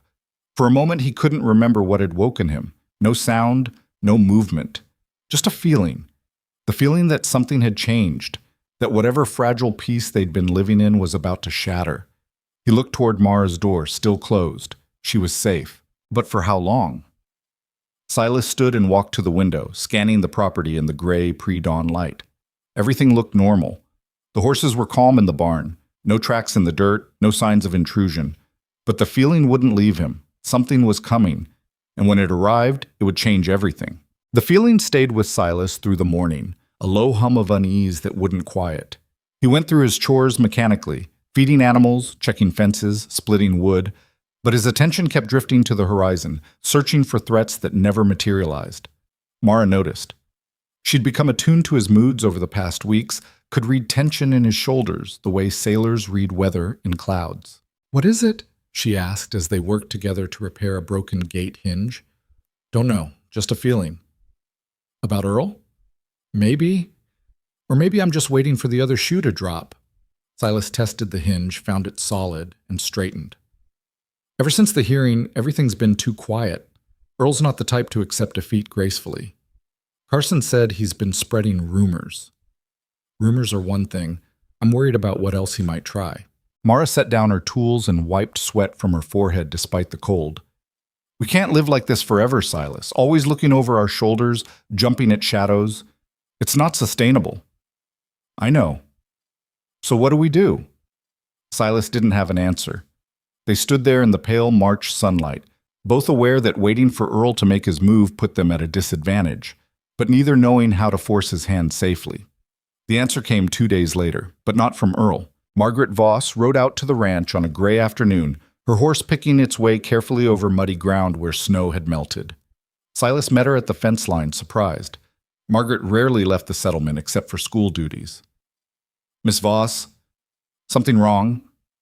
"That depends on your perspective." Margaret dismounted stiffly. "Can we talk inside, preferably with Miss Quinn present?" Inside, Margaret accepted coffee and sat at the kitchen table while Mara joined them. The older woman looked tired, like she'd been wrestling with something heavy. "I'll be direct," she said. "Earl's planning something. I don't know what exactly, but he's been meeting with people. Quiet conversations at odd hours. Money changing hands." "You think he's hiring someone?" Silas asked. "Maybe. Or buying support. Either way, it's nothing good." Margaret sipped her coffee. "There's also talk, more than just gossip now. People saying Miss Quinn should be sent away for her own protection. Others saying you two should marry or separate entirely to stop the scandal." Mara's face flushed. "They want to force us into marriage?" "Some do. Others want you gone. A few just want the drama to end so they can get back to minding their own business." Margaret looked at them both carefully. "What I want to know is what you two actually want, not what you think you should want, or what would make everyone else comfortable. What do you want?" The question hung in the air, heavy with implications. Silas looked at Mara. She looked back, and something unspoken passed between them. "I want to build a life here," Mara said slowly. "I want to stop being afraid, and I want—" She swallowed hard. "I want to do it with Silas, if he'll have me." "Properly?" Margaret pressed. "Marriage proper, I mean, not just cohabitation." Mara's cheeks went red, but she nodded. "If that's what it takes to stop the gossip and protect what we're building, then yes." Margaret turned to Silas. "And you?" Silas felt like the ground had shifted under him. Marriage. The word carried weight he'd thought he'd never lift again after Sarah.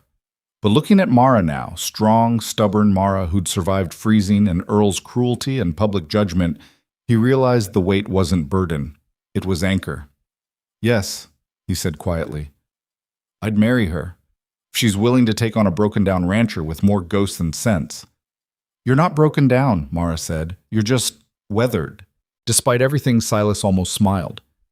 "That's a generous interpretation." Margaret set down her cup with a decisive clink. "Then here's what I propose. We make this public, official. A proper wedding in the chapel, open to everyone. No more whispers or speculation. You two stand up in front of the whole settlement and declare your intentions honestly." "That sounds like another trial," Mara said nervously. "No, it's the opposite. It's you two taking control of the narrative instead of letting Earl shape it." Margaret leaned forward. "Right now, you're on the defensive. Earl controls the story. the wronged man, the stolen bride, the scandal. But if you marry publicly, if you show everyone that this is a choice both of you are making freely, it undercuts everything he's been saying. Silas saw the logic, but also the risk. It also puts us in one place at one time. If Earl wanted to do something dramatic, Sheriff Carson will be there. So will I. So will William Grant and others who've taken your side. Earl would have to be insane to try anything violent in front of that many witnesses.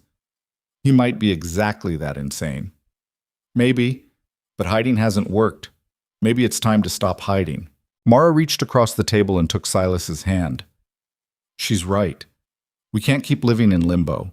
Either we commit to this, to each other, publicly, or we accept that Earl's already won by making us too afraid to live. Silas looked at their joined hands, thinking about all the ways this could go wrong. But he also thought about what Mara had said that night by the fire, about wanting to stop running, about building something real. All right, he said, we'll do it, but on one condition. What's that? Margaret asked. It happens soon, within a week. I don't want to give Earl time to plan anything elaborate. Sunday, Mara said suddenly. This coming Sunday. Make it happen fast enough that Earl can't organize opposition, but public enough that he can't claim we snuck around. Margaret nodded slowly. Sunday. I'll make the arrangements, talk to Jeremiah, get the chapel reserved, spread the word properly. She stood to leave, then paused. You're sure about this? Both of you? Mara looked at Silas. Silas looked back. We're sure, they said together. After Margaret left, they sat in silence for a long time. Finally, Mara spoke. We're really doing this. Looks like. Are you scared? Terrified, Silas admitted. Not of marrying you, of everything else, of what comes after. Earl.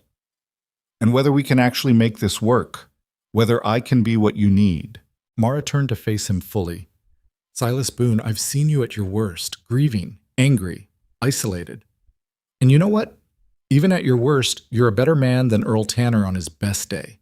You're not perfect, and I don't need you to be. I just need you to be honest and present and willing to try. Can you do that? Silas thought about it, really thought about it.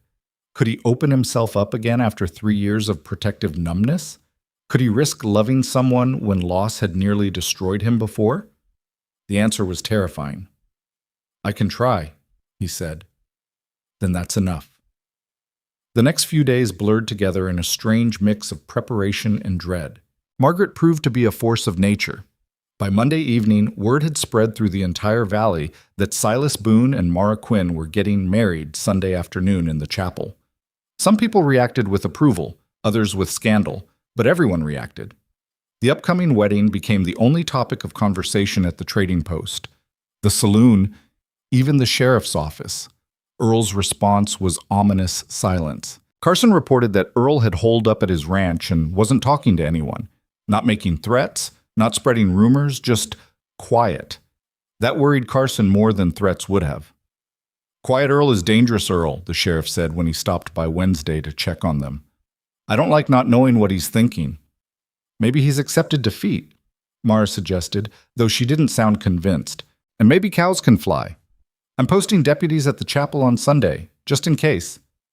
Silas appreciated the precaution, but he couldn't shake the feeling that Earl's plan, whatever it was, wouldn't happen in front of witnesses. Earl was cruel, not stupid. He'd wait for a moment when guards were down, when attention was elsewhere. The wedding itself was almost an afterthought compared to the security concerns. Mara had no dress except the one she'd worn to the hearing, but Margaret arrived Thursday with a simple cream-colored gown that had belonged to her sister. It fit Mara reasonably well with a few quick alterations. Silas brushed out his one good suit and discovered moths had gotten to the sleeves. He spent an evening mending them with Mara's help, both of them sitting by lamplight in domesticity that felt surreal given the circumstances. This isn't how I imagined getting married again, Silas said, as he struggled with needle and thread. How did you imagine it? I didn't. After Sarah died, I figured that part of my life was over. Mara worked on hemming her borrowed dress. Do you feel guilty about moving on? The question was gentle, but it hit hard. Sometimes, Silas admitted. Not about you specifically, but about being happy again when they're not here to be happy with me. Would Sarah want you to be miserable forever? No, she'd probably smack me upside the head for wallowing this long. Then maybe this is what she'd want. For you to keep living. Silas thought about that. Thought about Sarah's laugh, Emma's tiny hand in his, all the moments he'd locked away in memory like precious stones. Would Sarah approve of Mara? He thought she might. They were different women. Sarah had been soft where Mara was sharp, gentle where Mara was fierce, but they shared a fundamental stubbornness about survival. Yeah, he said quietly. Maybe she would. Friday brought unexpected visitors. Silas was working in the barn when he heard horses approaching. Multiple riders. His hand went instinctively to the rifle leaning against the stall. But when the riders came into view, he relaxed slightly. It was Tom Ridley, Dutch Kowalski, and Samuel Pierce, 3 of the 4 council members. Their faces were somber.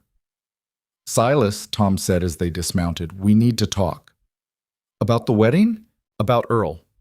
Dutch was a blunt man who didn't believe in dancing around subjects. He came to see each of us yesterday, separately, wanted us to convince you to call it off. And? We told him no. What you and Miss Quinn do is your business. But, Silas could hear the unspoken word hanging in the air.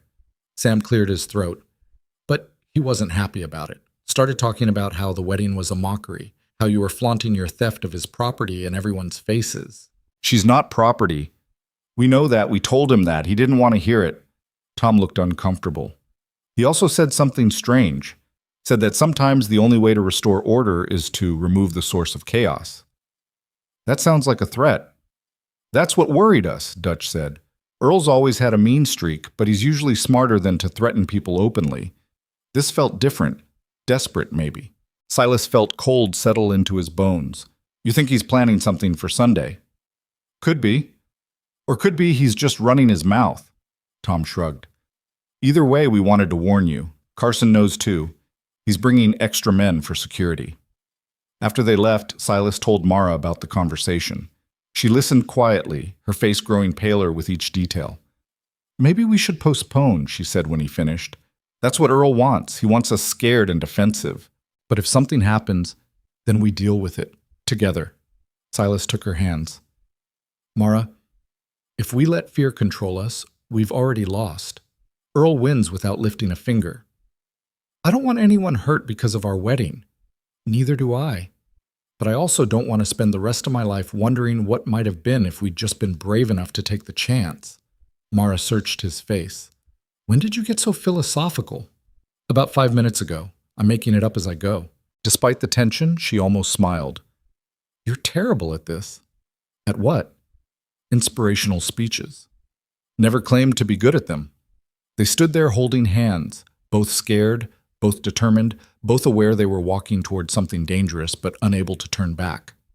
Saturday night was the hardest. Neither of them slept. Silas sat by the window with his rifle, watching the darkness for any sign of movement. Mara paced the cabin, too restless to sit still.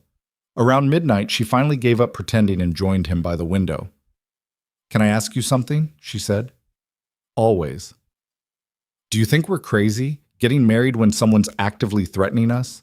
Silas considered the question seriously.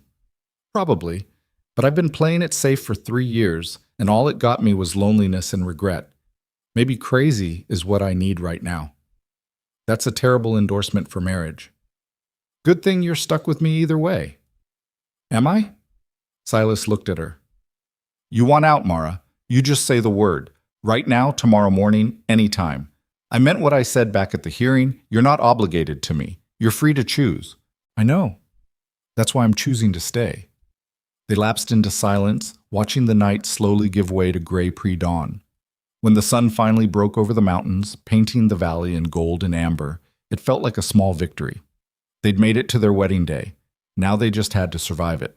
The ride into town was tense. Silas drove the wagon with Mara beside him, both of them dressed in their wedding clothes. The rifle sat between them, loaded and ready. Every tree, every rock formation, every bend in the road felt like a potential ambush point, but nothing happened. They reached the settlement at noon to find it bustling with activity. People had turned out in numbers Silas hadn't expected. Some genuinely supportive, others just curious, a few clearly hoping for drama. The chapel doors stood open, and Margaret waved from the entrance. "You made it," she said with obvious relief. "Was there doubt?" Mara asked. "With Earl lurking around, always." Margaret ushered them inside. "Carson's here with 4 deputies. William Grant brought some of the rail workers to help keep watch. If Earl tries anything, he'll have to go through half the settlement first." Inside the chapel, Silas counted at least 60 people, more than he'd seen since Christmas services. Some faces were friendly. Margaret, William, a handful of ranchers who'd stayed neutral during the hearing. Others were hostile. Jack Prentice sat in the back row glaring, and several of Earl's known associates clustered nearby. But Earl himself was nowhere to be seen. That bothered Silas more than if the man had been standing front and center making threats. Jeremiah Stone waited at the altar, looking official in his Sunday best. He caught Silas's eye and nodded grimly. The old mayor didn't approve of shotgun weddings, but he'd performed the ceremony anyway. That was something. Carson approached them as they stood near the entrance, Mara gripping Silas's arm tightly. "No sign of Earl," the sheriff said quietly. "I've got men watching the approaches and someone covering the back entrance. If he shows, we'll see him coming. Unless he doesn't plan to show," Silas said. "Then we get through the ceremony without incident and count ourselves lucky." Lucky. The word felt hollow given the circumstances. Margaret checked her watch. "It's 1 o'clock. Time to start." Mara looked at Silas. "Ready?" "No. You?" "Not even a little." "Good. Let's do this anyway." They walked down the aisle together, neither wanting to do things traditionally. This wasn't about Silas claiming Mara or giving her away like property. This was about 2 people making a choice together, publicly, despite everything trying to stop them. The crowd watched in near silence. Silas could feel the weight of their judgment, their curiosity, their doubt. Let them stare, let them wonder. This was happening regardless. At the altar, Jeremiah cleared his throat and began. "Friends and neighbors, we're gathered here to witness the marriage of Silas Boone and Mara Quinn. This union has been..." He paused, clearly struggling with how to describe the situation. "Unconventional in its origins, but marriage itself is about commitment and choice. These 2 have chosen each other despite significant obstacles. That should count for something." It wasn't the most romantic opening, but it was honest. Jeremiah continued with the traditional words about love and commitment and duty. Silas barely heard them. His attention was split between Mara's face and the chapel entrance, waiting for Earl to burst through with accusations, or worse. But the door stayed closed. "Silas Boone," Jeremiah said, pulling Silas's focus back. "Do you take Mara Quinn to be your lawfully wedded wife? To have and to hold, for better or worse, in sickness and health, until death parts you?" Silas looked at Mara, really looked at her. This woman who'd survived abandonment and freezing and public humiliation. This woman who'd chosen to stay when leaving would have been easier. This woman who somehow saw something worth loving in his broken pieces. "I do," he said, and meant it more than he'd meant anything in years. Jeremiah turned to Mara. "Mara Quinn, do you take Silas Boone to be your lawfully wedded husband? To have and to hold, for better or worse, in sickness and health until death parts you?" Mara's voice shook slightly, but it was clear. "I do." "Then by the power vested in me by the territorial government, I pronounce you husband and wife. Silas, you may kiss your bride." Silas leaned down and kissed Mara gently. It wasn't passionate or dramatic, just a simple press of lips that sealed a promise. When they broke apart, Mara was smiling despite the tears on her cheeks. The chapel erupted in mixed reaction. Some people clapped. Others sat in stony silence. Jack Prentice stood and stalked out, followed by several others. But they'd done it. Against odds and threats and social pressure, they'd married. Silas felt something unclench in his chest. Not relief exactly, but a sense of rightness. This was where he was supposed to be. This was who he was supposed to be with. Margaret rushed forward to hug Mara. "Congratulations, you did wonderfully." "Is it over?" Mara asked, sounding dazed. "The ceremony is. The rest is just beginning." People crowded around offering congratulations or pointed silence. William Grant shook Silas's hand with genuine warmth. Dutch Kowalski nodded approvingly. Even Tom Ridley managed a grudging smile. But through it all, Silas kept scanning the crowd for Earl's face. He never appeared. Outside, the afternoon had turned cold and windy. Dark clouds were rolling in from the mountains, promising rain or possibly snow. Silas helped Mara into the wagon while Carson approached. "Earl never showed," the sheriff said. "I don't know if that's good or bad." "Bad," Silas said flatly. "If he'd come to make a scene, we could have dealt with it. This silence means he's got something else planned. I'll keep watch on his place. If he makes a move, by the time you see him make a move, it might be too late." Carson didn't argue. They both knew Silas was right. The ride home felt longer than the ride in. The sky kept darkening, and the wind picked up until it howled across the valley like a living thing. Mara huddled close to Silas for warmth, and he drove with one hand on the reins and one on the rifle. They were half a mile from the ranch when they saw the smoke. At first, Silas thought it was just storm clouds, dark smudges against the horizon. But as they got closer, the smell hit, sharp and acrid and wrong. "Fire," Mara breathed. Silas snapped the reins, urging the horses faster. His heart hammered against his ribs. Please not the house. Please not the barn. Please not everything he'd built. They crested the final hill, and Silas's worst fears materialized in front of them. The barn was burning. Flames licked up the walls, fed by dry wood and winter hay. Smoke poured into the sky in thick black columns. The horses inside were screaming, high, terrible sounds that cut through the roar of fire. "The animals!" Mara shouted.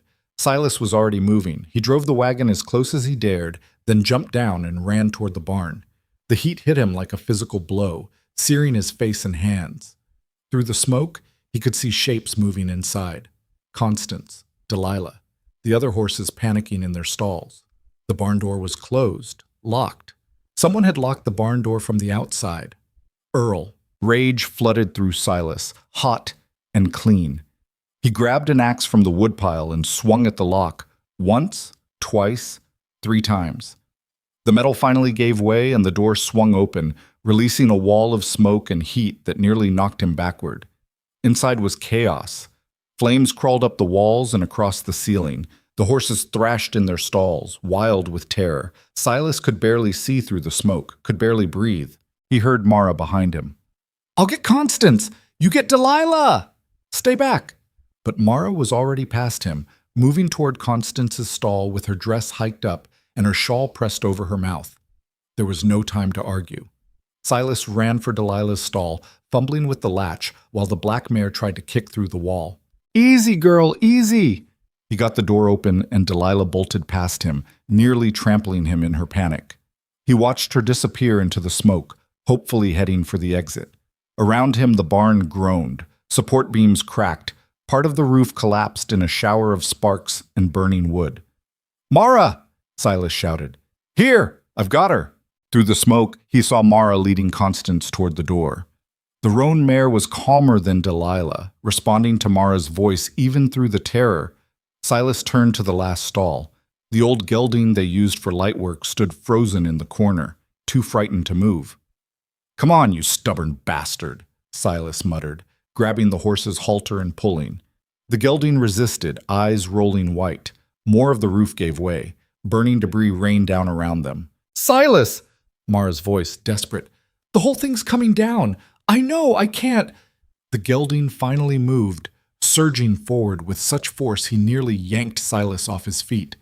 They ran together through the smoke and flames, Silas's lungs burning, his eyes streaming.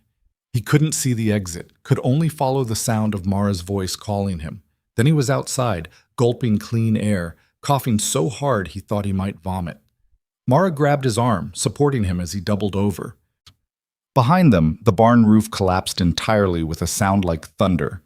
They stood in the yard watching everything burn, the structure, the hay, the tools.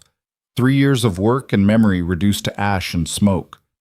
The horses milled nearby, singed but alive. That was something, at least. Mara's wedding dress was ruined, covered in soot and torn at the hem. Her face was streaked with smoke and tears. But she was alive. They were both alive. "Earl," she said, and it wasn't a question. "Had to be." Silas's voice came out hoarse from smoke. "The door was locked from outside. This was deliberate."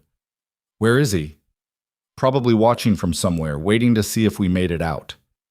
As if summoned by the words, a figure appeared on horseback at the edge of the property. Even through the smoke and distance, Silas recognized Earl's silhouette. The man sat there for a long moment, just watching. Then he raised one hand in a mocking salute and turned his horse away. Rage, unlike anything Silas had felt since the war, flooded through him. He started toward the house where he kept a loaded rifle, but Mara grabbed his arm. "Don't! He just tried to kill us, tried to burn us alive." "I know, but if you go after him now, you'll be the one who gets arrested. He's counting on that, counting on you being angry enough to do something stupid." Silas wanted to argue, wanted to chase Earl down and make him answer for every cruel thing he'd done. But Mara was right. This was exactly what Earl wanted, to provoke Silas into violence that would finally justify everything Earl had been saying. "Then what do we do?" Silas asked through gritted teeth. "We survive, we rebuild, and we make sure everyone knows what he did." They stood there in their ruined wedding clothes, watching the barn burn down to embers while storm clouds gathered overhead. The first drops of rain began to fall, too late to save the structure, but enough to keep the fire from spreading to the house. Small mercies. Carson arrived an hour later with 2 deputies, drawn by the smoke. He took one look at the destruction and swore. "Earl?" "Who else?" Silas's voice was still rough. Carson rode out to Earl's ranch immediately, but returned empty-handed.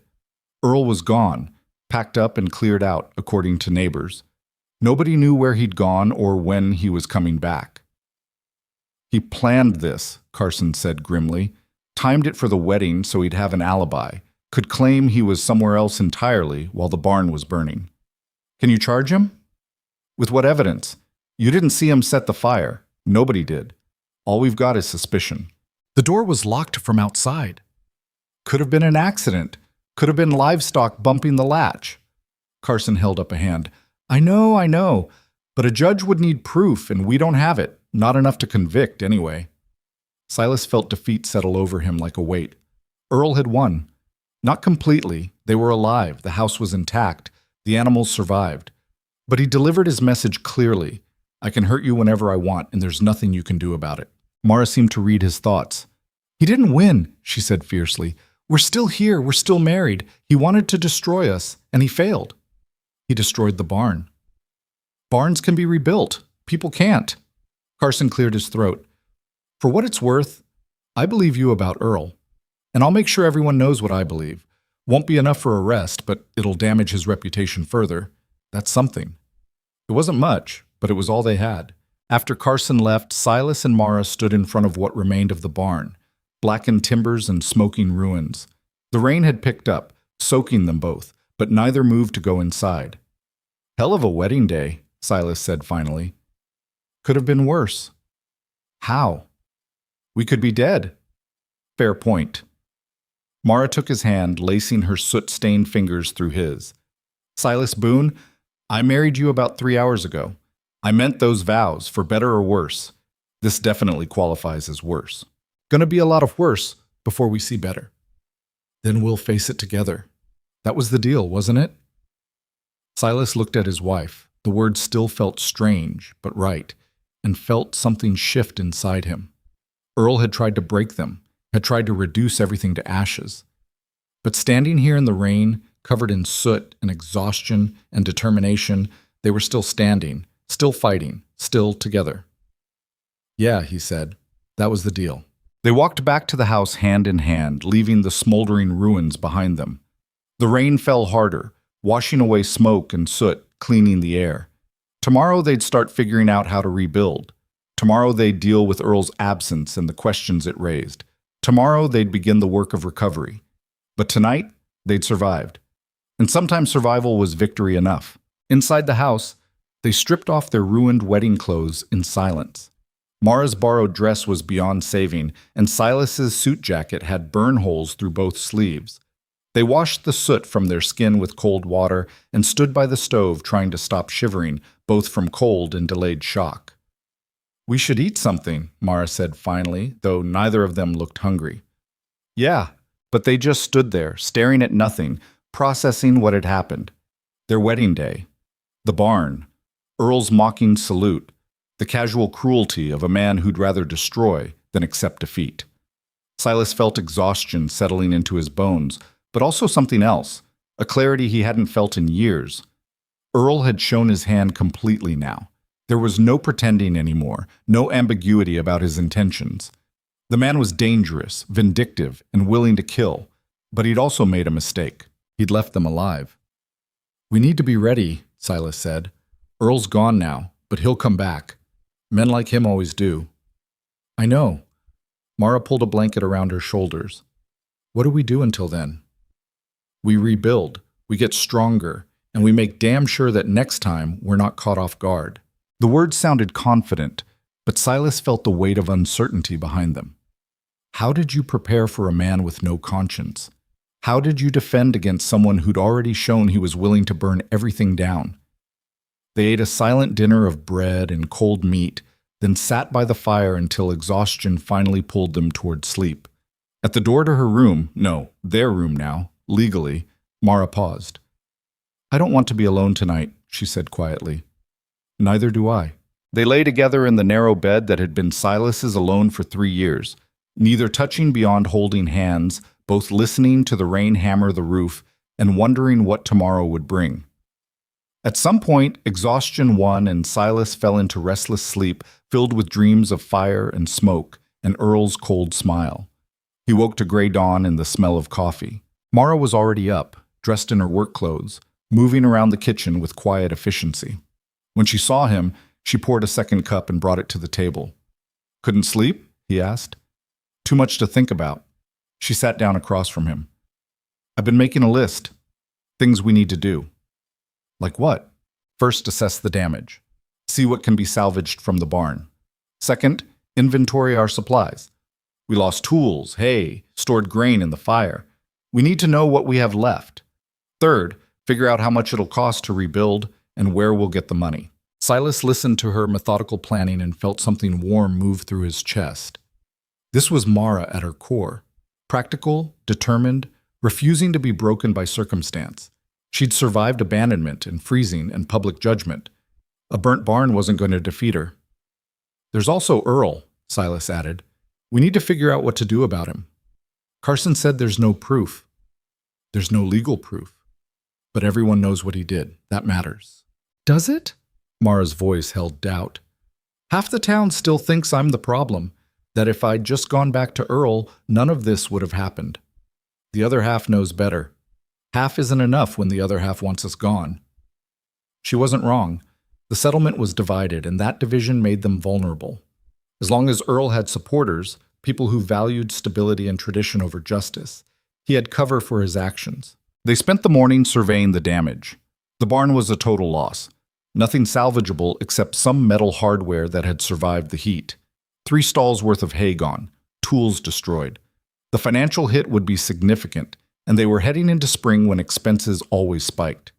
Silas was calculating costs in his head when he heard horses approaching.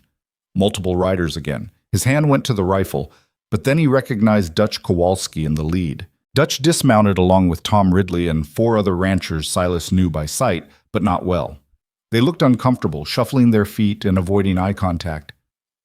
"Silas," Dutch said, "we heard about the barn. News travels fast." In a valley this small, everything travels fast. Dutch pulled an envelope from his coat. "We took up a collection. It's not much, but it should help with lumber and supplies for rebuilding." Silas took the envelope, surprised by its weight. Inside was more money than he'd expected. Enough to buy quality timber and then some. "Why?" he asked bluntly.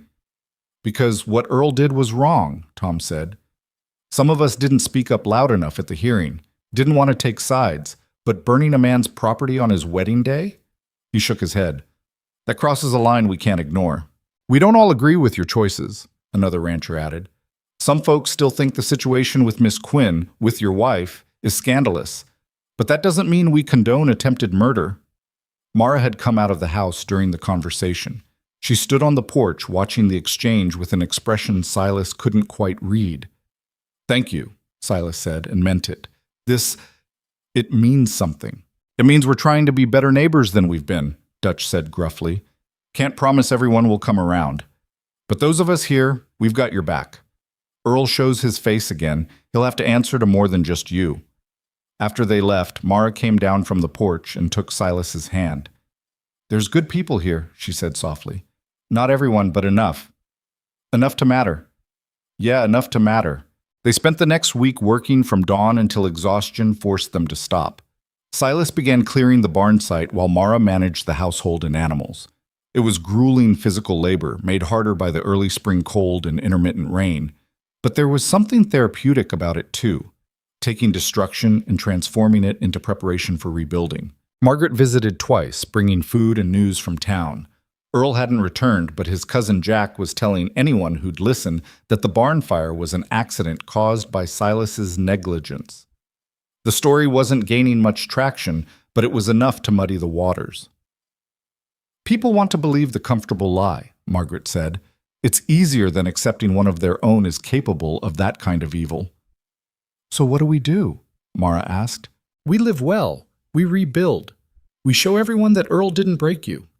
Margaret smiled. Revenge is living a good life despite those who tried to destroy you. The word stuck with Silas. Revenge is success. Revenge is survival. It wasn't the dramatic confrontation part of him still craved, but maybe it was more powerful for being subtle. On the 10th day after the fire, William Grant rode out with unexpected news. Earl's been spotted, the old rail worker said. 3 valleys over, at a saloon in Bridger Creek. Drunk and running his mouth about how he showed you both what happens to people who cross him. Did he confess to the fire? Silas asked. Near enough. Bragged about it to anyone who'd listen. Problem is, he was drunk. Any lawyer would say it was just liquor talking. But people heard him. They did. And word's spreading. William looked satisfied. Man can't brag about his crimes without consequences, even out here. The consequences came faster than Silas expected.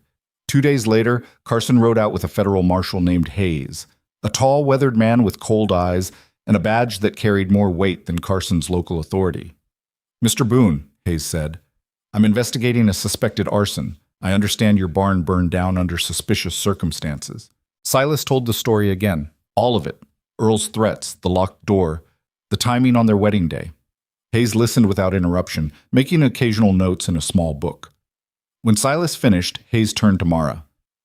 Mrs. Boone, can you confirm this account? Hearing someone call her Mrs. Boone still startled Mara slightly, but she nodded. Every word, and there's more. Earl Tanner abandoned me during a blizzard, tried to claim I stole from him, and has been threatening us since the moment Silas saved my life. Hayes made more notes. I'll need sworn statements from both of you. Also from anyone who witnessed Earl's behavior at the saloon in Bridger Creek. He looked at Carson. Sheriff, I'm placing Earl Tanner under investigation for arson and attempted murder. If he returns to this valley, I want to know immediately. Yes, sir. After they left, Silas felt something loosen in his chest. It wasn't justice yet.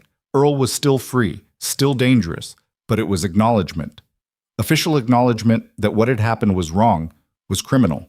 That mattered more than he'd realized. Spring arrived in earnest, bringing mud and new grass and the smell of earth thawing. Silas began rebuilding the barn with help from Dutch and Tom and several others who donated labor along with the money. It was smaller than the original, but sturdier, built with the kind of attention that comes from knowing it might have to withstand more than weather. Mara threw herself into planting a garden where winter had kept everything frozen. She'd found Sarah's old seed collection in a trunk and carefully sorted what was still viable. Watching her work the soil with determination reminded Silas that healing wasn't about forgetting the past. It was about building something new on top of it. They were working in the garden together one afternoon when Mara sat back on her heels and looked at him. I've been thinking about something Margaret said, about living well being the best revenge. What about it? I think she's right, but it's more than that. It's not just about showing Earl he didn't win. It's about proving to ourselves that we deserve this, that we deserve to be happy. Silas set down his spade. You think we don't deserve it? I think we're both carrying guilt. You for surviving when your family didn't. Me for causing trouble for you. For being the reason Earl burned your barn. We keep waiting for the other shoe to drop because we don't quite believe good things are allowed to last. The observation hit harder than Silas expected. She was right. He'd been holding happiness at arm's length for 3 years, afraid that wanting it would somehow dishonor Sarah and Emma's memory. And Mara had been doing the same thing, treating joy as temporary because her whole life had taught her not to trust it. So what do we do about it? He asked. We choose to believe we deserve this. Every day. even when it's hard, especially when it's hard. That simple? That difficult. Silas looked at his wife, this woman who'd been discarded and frozen and nearly killed, who'd somehow found the strength not just to survive, but to plant flowers in the ruins, and felt something fundamental shift inside him. "All right," he said, "let's deserve this." They worked until sunset, planting seeds that would bloom months from now, building toward a future neither had believed possible 6 months ago. The break came in late May. Hayes returned with Carson and 4 deputies, their faces grim. Silas and Mara met them in the yard, both immediately on edge. "We found Earl," Hayes said without preamble. "He's been living rough in the mountains, drinking heavily. When we tried to bring him in for questioning, he resisted, drew on one of my deputies." "Is he dead?" Mara asked. "No, wounded and in custody. He'll stand trial for the arson and for assaulting a federal officer." Hayes looked between them. "This is going to get complicated. Earl's family has money, can afford good lawyers. They'll try to discredit you both, make the whole thing about your relationship instead of his crimes." "Let them try," Mara said. Her voice was steel. "I'm done being afraid of what people think." The trial was set for July at the territorial courthouse, 2 days' ride from the valley. The weeks leading up to it were tense. Jack Prentice and several of Earl's supporters tried to organize a defense fund, but the combination of Hayes' investigation and Earl's drunken confessions in Bridger Creek had damaged his credibility badly. Most people wanted distance from the whole situation. Silas and Mara prepared their testimony with help from Hayes, going over every detail until they could recite it perfectly. It was exhausting and invasive, dragging up every painful moment of the past months. But it was also necessary. The day before they left for the trial, Margaret visited one final time. "Whatever happens tomorrow, you've already won," she said. "You're here. You're together. You built something good from something terrible. That's what matters." "What if the jury doesn't see it that way?" Mara asked. "Then the jury's wrong. But I don't think they will be. You've got truth on your side, and truth usually wins. Eventually." The courthouse was imposing, 3 stories of stone and timber that made the valley's small chapel look like a toy. Inside, everything was formal and intimidating. The judge was a severe woman named Blackwell, who'd earned a reputation for being fair but harsh. The jury was 12 men pulled from surrounding territories, none of whom knew Earl or Silas personally. Earl sat at the defense table looking gaunt and older than his years. His arm was bandaged from the deputy's bullet, and his eyes held a feverish intensity that made Silas's skin crawl. The prosecution presented their case methodically. Hayes testified about the investigation, the locked barn door, the timing. William Grant testified about Earl's threats and his confession at the saloon. Tom Ridley testified reluctantly about Earl's behavior and reputation. Then it was Mara's turn. She took the stand wearing a simple dress Margaret had loaned her, her hands folded calmly in her lap. The prosecutor walked her through the entire story. The mail order arrangement, Earl's rejection when she told him about her potential infertility, the abandonment in the blizzard, everything that followed. Earl's lawyer tried to rattle her during cross-examination. "Isn't it true, Mrs. Boone, that you conspired with your current husband to defraud my client?" "No." "Isn't it true that you never intended to marry Earl Tanner?" "I intended to marry him until he left me to die. After that, my intentions changed." "How convenient that you found shelter at Mr. Boone's ranch." "It wasn't convenience, it was survival. And I didn't find it. He found me, unconscious and freezing." "So you say." "So I know." The lawyer tried several more angles, but Mara didn't budge. She answered every question clearly and calmly, never getting defensive or emotional. She was credible in a way Earl's lawyer couldn't undermine. When Silas took the stand, he kept his testimony simple and factual. Yes, he'd found Mara at the rail shelter. Yes, he'd seen Earl ride past his ranch alone. Yes, the barn door had been locked from the outside. No, he had no doubt Earl was responsible. Earl's lawyer painted him as a lonely man taken advantage of by a scheming woman, but the accusation fell flat. The jury could see Silas clearly, a straightforward rancher who'd done what any decent person would do. Earl himself chose not to testify. His lawyers probably advised against it, knowing his temper would work against him. The closing arguments took most of the final day. The prosecution emphasized the pattern of behavior: abandonment, threats, arson, showing Earl as a man who treated women as property and responded to rejection with violence. The defense claimed reasonable doubt, suggested the barn fire might have been accidental, painted Mara as a gold digger and Silas as her dupe. The jury deliberated for 6 hours. When they returned, the foreman was a middle-aged rancher who looked exhausted. In the case of the Territory versus Earl Tanner, on the charge of arson, we find the defendant guilty. On the charge of attempted murder, we find the defendant guilty. On the charge of assault on a federal officer, we find the defendant guilty. The courtroom erupted. Earl lunged to his feet, shouting about injustice and conspiracy, but the deputies restrained him quickly. Judge Blackwell hammered her gavel until order returned. "Earl Tanner," she said coldly, "you are sentenced to 15 years in the territorial prison. You will also pay restitution to Silas and Mara Boone in the amount of $500 for property damage. If you ever threaten these people again, the sentence will be extended. Do you understand?" Earl spat something vicious, but the deputies dragged him away before he could finish. Outside the courthouse, Silas and Mara stood in the afternoon sun, still processing what had happened. "It's over," Mara said, as if testing the words. "Yeah, it's over." They rode back to the valley in near silence, both too overwhelmed for conversation. 15 years. Earl would be an old man when he got out, his reputation destroyed, his life effectively over. It should have felt like victory. Instead, it just felt like relief. The valley's reception when they returned was warmer than expected. Word of the conviction had traveled fast, and with it came a shift in public opinion. People who'd been quietly supportive became openly friendly. Those who'd sided with Earl either apologized or stayed silent. The barn was finished by August, larger than planned because so many people had donated labor and materials. At the dedication, an impromptu gathering that turned into a celebration, Dutch made a short speech. "We failed Mara when she first came to this valley. We let her suffer because speaking up was uncomfortable. We let Earl's cruelty hide behind respectability. That's on all of us." He looked around at the assembled crowd. "But we got a chance to do better, and most of us took it. Let this barn stand as a reminder. Sometimes the right thing is hard, but it's still right." People clapped, and Silas felt Mara's hand slip into his. They'd built more than a barn. They'd built community from the ashes of isolation. Summer faded into fall, and life settled into rhythms that felt almost normal. Silas worked the ranch with Mara's help, planning expansions now that the immediate crisis had passed. Mara's garden flourished beyond expectations, and she started trading surplus vegetables at the settlement for other goods. They learned how to be married, not the romantic ideal, but the real work of building life with another person. They argued about small things like dishwashing and large things like whether to buy more cattle. They made each other laugh. They held each other through nightmares about fire and freezing. They figured out, slowly and imperfectly, how to be partners.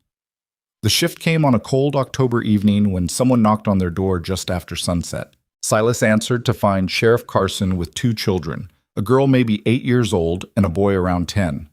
Both were filthy, underfed, and looked terrified. "Silas, Mara," Carson said. "This is Ann and Thomas Brennan. Their parents died of fever last week. They've got no family, nowhere to go. The settlement doesn't have proper orphan services, and winter's coming." He paused. "Margaret suggested I ask if you could." He didn't finish the sentence, but he didn't need to. Mara appeared beside Silas, taking in the situation with quick understanding. "They need a home. Temporarily, at least. Until we can find—" "No," Mara interrupted. "Not temporarily. If they're staying properly." She looked at Silas, a question in her eyes. This was huge. They'd barely figured out their own relationship. Taking in 2 orphaned children would change everything. But Silas thought about Emma, about how she'd never get the chance to grow up. He thought about Sarah's constant stream of rescued creatures. He thought about Mara's fierce protection of anything vulnerable. "Bring them in," he said. The children were hesitant, clearly expecting to be turned away or treated harshly. Anne clutched her brother's hand so tightly her knuckles were white. Thomas watched them both with guarded eyes, ready to run. Mara knelt down to their level. "My name's Mara. This is Silas. We have a warm house, food, and 2 spare rooms. You're welcome here for as long as you need. No strings, no obligations, just safety. Is that all right?" Anne looked at Thomas. Thomas looked at Mara and Silas, searching for lies or traps. "Why?" he asked finally. "Why would you help us?" "Because someone helped me once when I had nowhere to go," Mara said simply. "And because you deserve better than what you've been given." It wasn't immediate trust. That would take time. But it was a beginning. Carson left after extracting promises that they'd come to him if they needed anything. The children ate dinner like they couldn't believe the food wouldn't disappear, then fell asleep in the spare rooms almost instantly. Silas and Mara sat by the fire afterward, both processing what they'd just agreed to. "We don't know what we're doing," Silas said. "No, but we'll figure it out. It won't be easy. 2 traumatized kids, winter coming, all the adjustments. Nothing about our life has been easy. Why start now?" Silas looked at his wife and felt something fierce and protective expand in his chest. This woman who'd been abandoned and discarded had just opened their home without hesitation to 2 more abandoned souls. She'd taken her own pain and transformed it into compassion. "You're remarkable," he said quietly. "I'm just doing what anyone should do." "But most people don't." Mara leaned against his shoulder. "Then maybe we can teach them. Anne and Thomas. Maybe we can show them that the world has kindness in it, not just cruelty. Maybe that's our purpose. Breaking the cycle." Winter came hard and early that year, but the house felt warmer than it ever had. Anne and Thomas slowly thawed from their defensive shells. Anne started helping Mara with cooking and mending. Thomas shadowed Silas during chores, absorbing everything about ranch work with quiet intensity. There were hard days. Thomas had nightmares that woke the whole house. Anne cried for her mother when she thought no one could hear. Both children tested boundaries constantly, expecting to be sent away the moment they became inconvenient. But Silas and Mara held steady. They didn't promise the children everything would be perfect, because it wouldn't be. They promised they'd be there. They promised safety. They promised that this home was real and permanent. On Christmas morning, Mara gave Anne a rag doll she'd sewn in secret over previous weeks. The doll was imperfect. One arm slightly longer than the other, the face a bit lopsided, but Anne clutched it like treasure. Silas gave Thomas a pocket knife with his initials carved into the handle. "A man should have his own tools," he said, and watched Thomas's eyes go wide with disbelief that anyone would give him something so valuable. In return, the children gave them a drawing, crude but heartfelt, of all 4 of them standing in front of the house. At the bottom, in careful letters, Anne had written, "Family." Mara cried. Silas had to clear his throat several times before he could speak. "That's right," he managed finally. "That's exactly right." Spring brought a letter from the territorial government making the adoption official. Anne and Thomas Brennan were legally now Anne and Thomas Boone. The paperwork felt almost anticlimactic compared to the months of daily choices that had already made them family, but it mattered anyway. It meant no one could take them away. Margaret hosted a celebration at the schoolhouse, and most of the valley turned out. People brought food and small gifts for the children. William Grant played fiddle while couples danced. Even Tom Ridley, who'd been so worried about propriety and scandal, shook Silas's hand and said, "You're doing good work here." Standing at the edge of the celebration, watching Anne laugh while she danced with Margaret and Thomas attempt to teach Mara a card game, Silas felt something he hadn't felt since before Sarah died. Peace. Not the absence of struggle. There were still hard days ahead, still challenges to face, still grief that visited unexpectedly, but peace in the sense of rightness, of being exactly where he was supposed to be, with exactly the people he was supposed to be with. Mara appeared beside him, slipping her hand into his. "What are you thinking?" she asked. "That Earl thought he was destroying us when he burned that barn. And he was right. He destroyed what we were. But what we built from the ashes is better than what came before."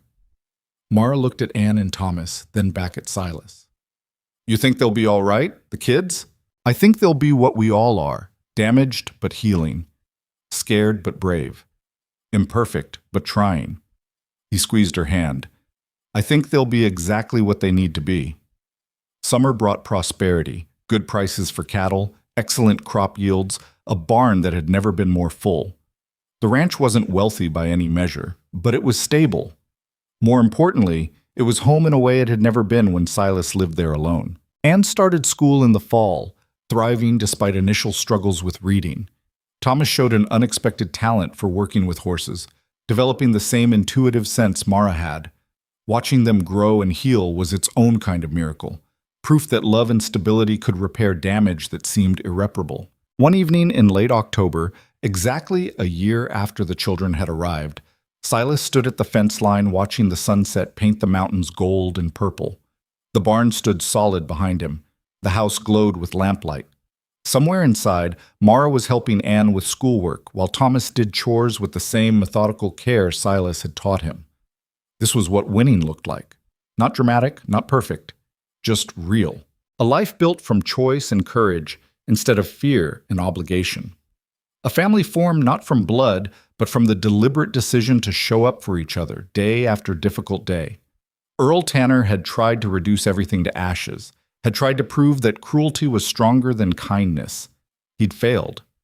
Not because he'd been defeated in some grand confrontation, but because Silas and Mara had simply refused to let him define their story.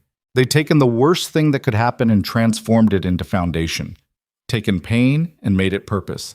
Taken isolation and built community. That was the real victory.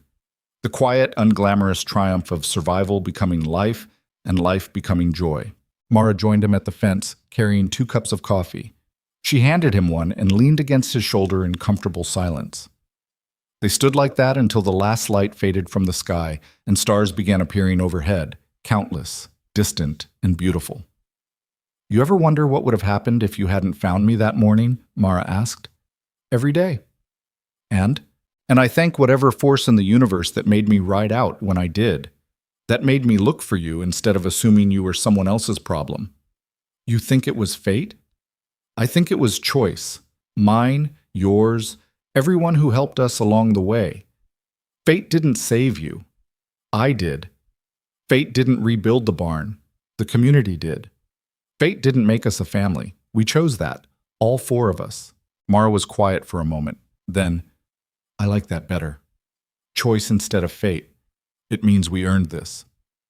"We did." From inside the house came the sound of children arguing about something trivial, then Anne's laughter cutting through the tension. It was ordinary, mundane, the kind of moment that passed unremarked in thousands of households across the territory. But to Silas, it was everything, because ordinary was what they'd fought for. Ordinary was the prize at the end of all that struggle and fear and courage. The right to live quietly, raise their children, build their home, and exist without constantly looking over their shoulders. That was the lesson Earl had never learned, that power wasn't about domination or control. Power was having the courage to be vulnerable, to care about people, to build something that could be destroyed and build it anyway. Love wasn't weakness. Love was the strongest thing in the world because it kept existing despite every reason not to. "Come on," Mara said, tugging his hand. "Anne made dessert. If we don't get in there, Thomas will eat it all." They walked back to the house together, leaving the darkness and stars behind for the warmth and light and noise of family. The door closed behind them, shutting out the cold October night. Inside, Anne had indeed made dessert, a slightly lopsided pie that tasted perfect anyway. Thomas had saved them each a slice despite his sister's accusations. They ate together at the table Silas had built, in the house he'd nearly lost, surrounded by the family that had emerged from catastrophe. Years later, when people asked how Silas and Mara Boone built their life, when they asked about the famous trial, or the barn fire, or the dramatic rescue in the blizzard, the couple would smile and give the same answer. It wasn't one big moment, it was 1,000 small choices. The choice to look for someone in the snow instead of staying safe. The choice to stand up in public and tell the truth. The choice to rebuild instead of surrender.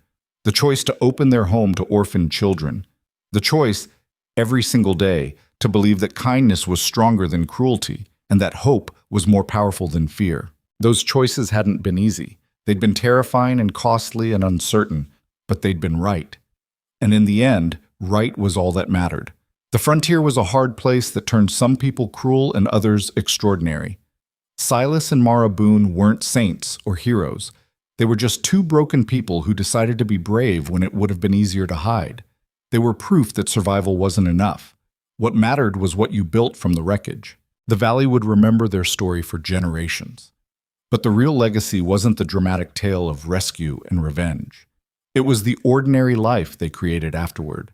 The children who grew up knowing they were wanted, the neighbors who learned that standing up mattered, the quiet demonstration that love, real love, wasn't found in comfort. It was forged in hardship, defended with courage, and earned one steadfast choice at a time.